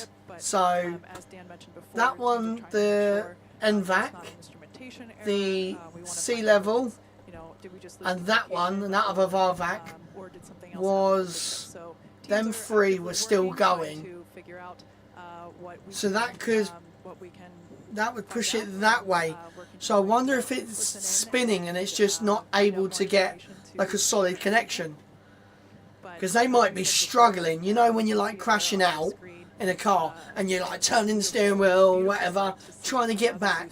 That the person in Florida says the ship has come over. Maybe he will have some footage. Yeah, definitely, yeah. Hopefully. Hopefully, what was his what was his name? Astronaut Live or something like that. Yeah. So we are getting a little bit more. Oh. We did lose all communications with the ship. So I mean that is essentially telling us that we had an anomaly with so we were just coming up to the honestly ascent burn for the ship. 17 minutes past, 17 minutes into it was going to be payload deploy. Dropping out, and then we did lose telemetry from the ship, so that means we didn't have contact with it.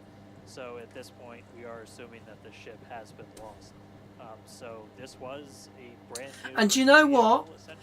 I can see all the headlines now. Now I know. There's a lot of things you're upgrading, but I know.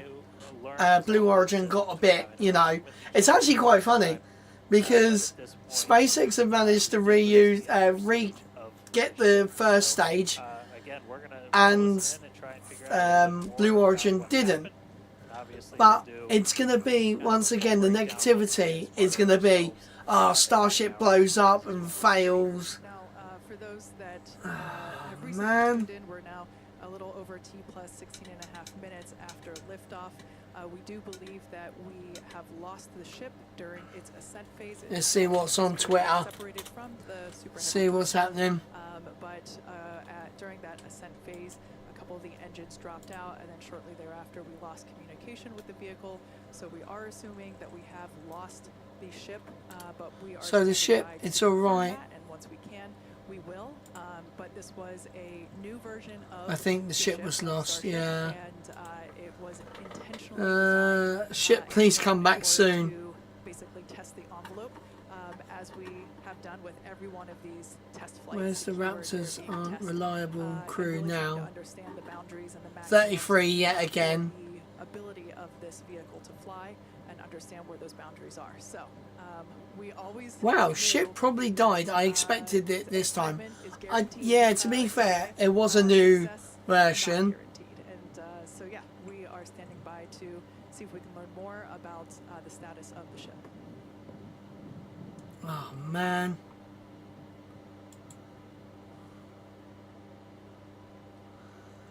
I still can't believe though. Look, that they made that.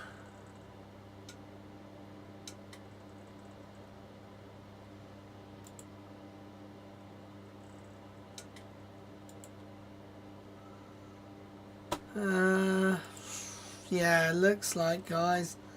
Oh, Elon.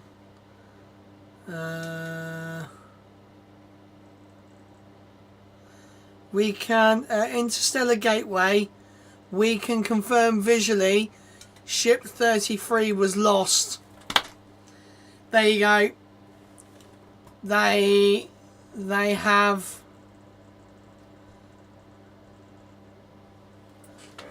There we go. So we believe that thing that was flapping about, that possibly might have been the issue. I doubt it. That had to do... Oh, okay, maybe not. That was... I'm pretty sure that was a... Oh, just like CRS-7, the 7th flight has not been lucky for SpaceX. You could see fire around the flaps on the broadcast. Yeah, no, that's... Share a screenshot. 47. Just gonna go to 45 and 1 second. Getting ready. All right, hot stage. See on your screen. 45. Right. Stage separation, as well as a controlled boost back burn and hot stage as well. 45. So good for that so far. Some great views there. 1 second. From the ship of Earth, that looks incredible. There's no fire around the flap. Now Starship's ship. You monkey.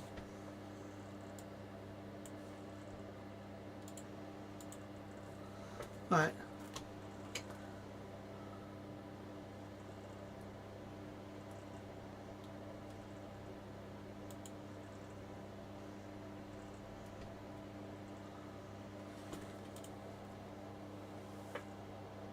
What? Is it still wobbling? It's still wobbling, guys. I actually can't believe it. Right. Right. So, by the looks of it, the hinge point, they're saying there's a fire there. But I can't see... I mean, yeah, it could be an engine bay fire. So...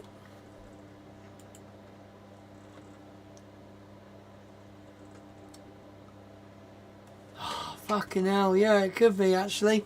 Looking at it again, that looks like it could possibly... have been another fire. Oh, come on, Space Pseudo. Come on. Starship has successfully opened a portal to another dimension.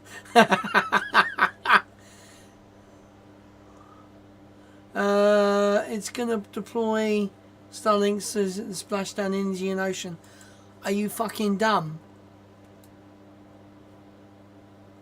Are you fucking dumb? Oh. Okay, don't do that.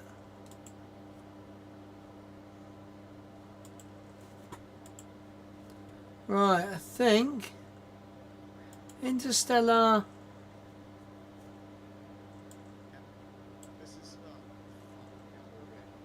Oh God.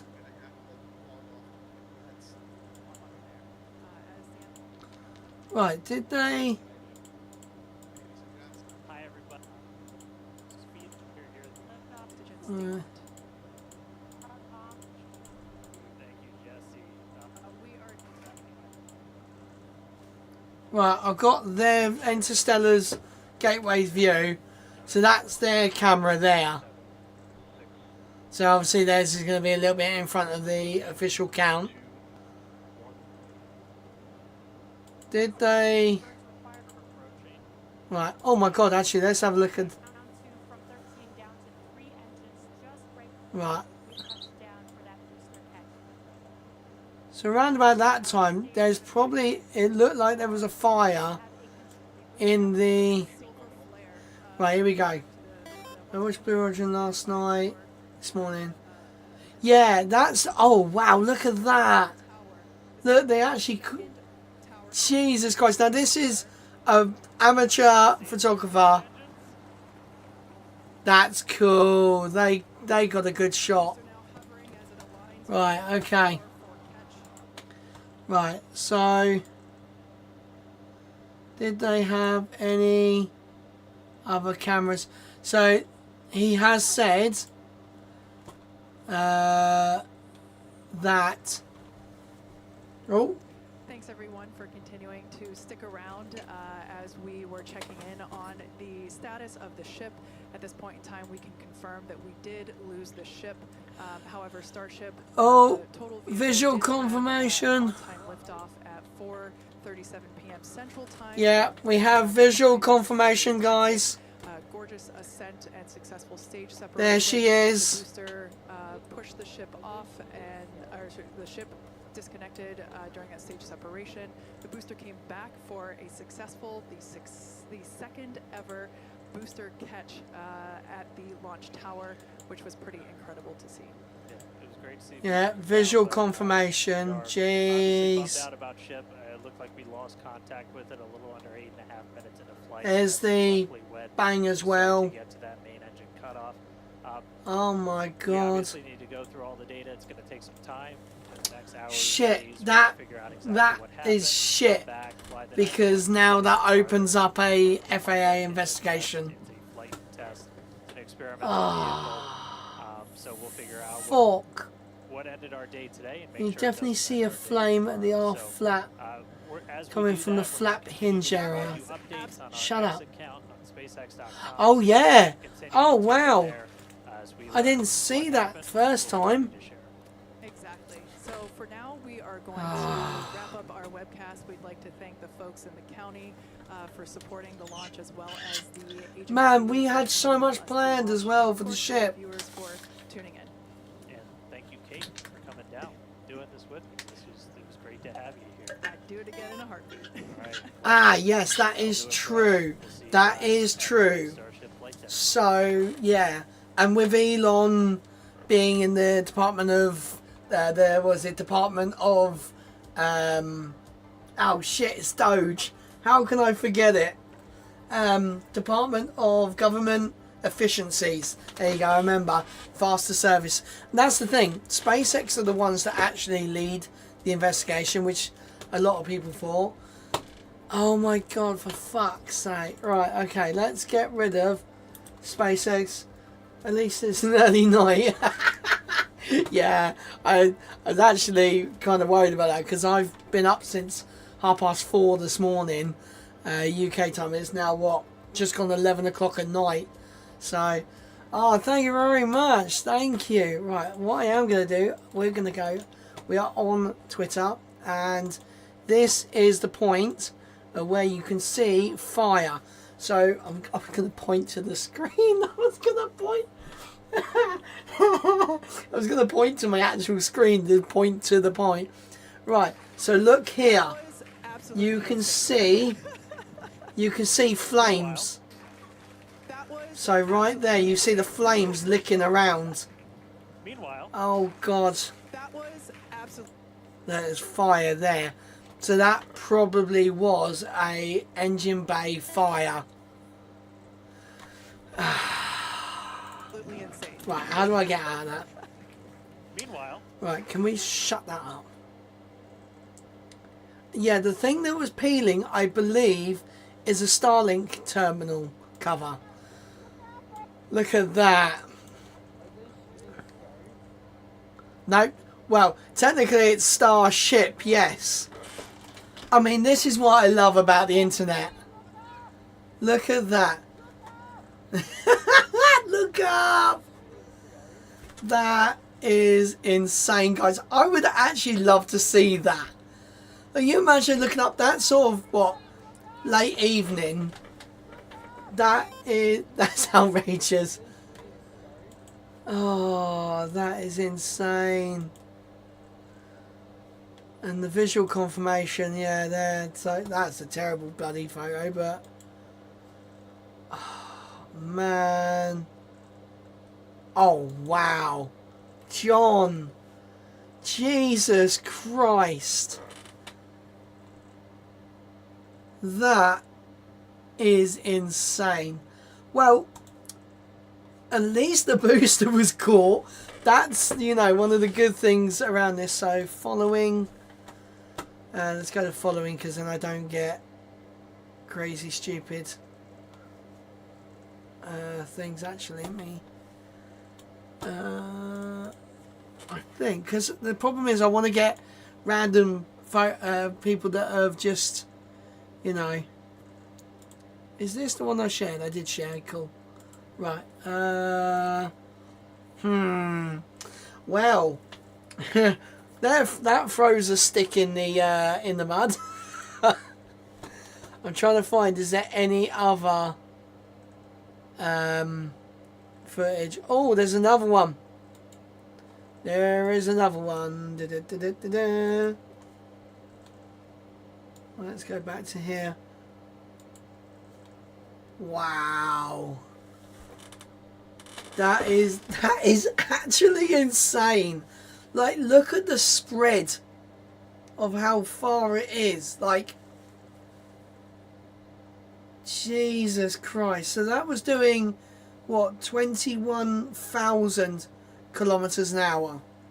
Was it 21,000 kilometers an hour? I think it was something close to that. That is absolutely fucking mental. Well, guys, on that terrible disappointment, but also amazing achievement, it is time to end the live stream. I am now going to go inside and I'm probably going to have a shower and go to bed, considering I've been up since... do you know, I think I know what it is. I'm actually wearing SpaceX merch. I think it's that. I think I might have... That's your fault, Dad. You cursed it. It's like wearing a Tottenham shirt. You always lose if you wear your Tottenham shirt. Oh, wait. They normally lose anyway. But yeah. So, guys, that is going to be it for this stream. It was... Well, it was going to be longer. But unfortunately, I'll tell him that. You tell him. Right, guys. On that note, I'm going to say goodbye. Thank you very, very much for watching. Join me tomorrow for a double stream with Rich. We will be playing GTA 5 or Among Us. We'll sort of see what we're doing. So, guys, thank you very much for coming on to the live. Don't forget to like, comment, and subscribe. I mean, they're going to push for 25 flights, hopefully. So that's the first one done. We'll see how far that goes. But yeah, thank you very much for watching. I'm Lee. Fly safe, land safer. See you guys later. Bye.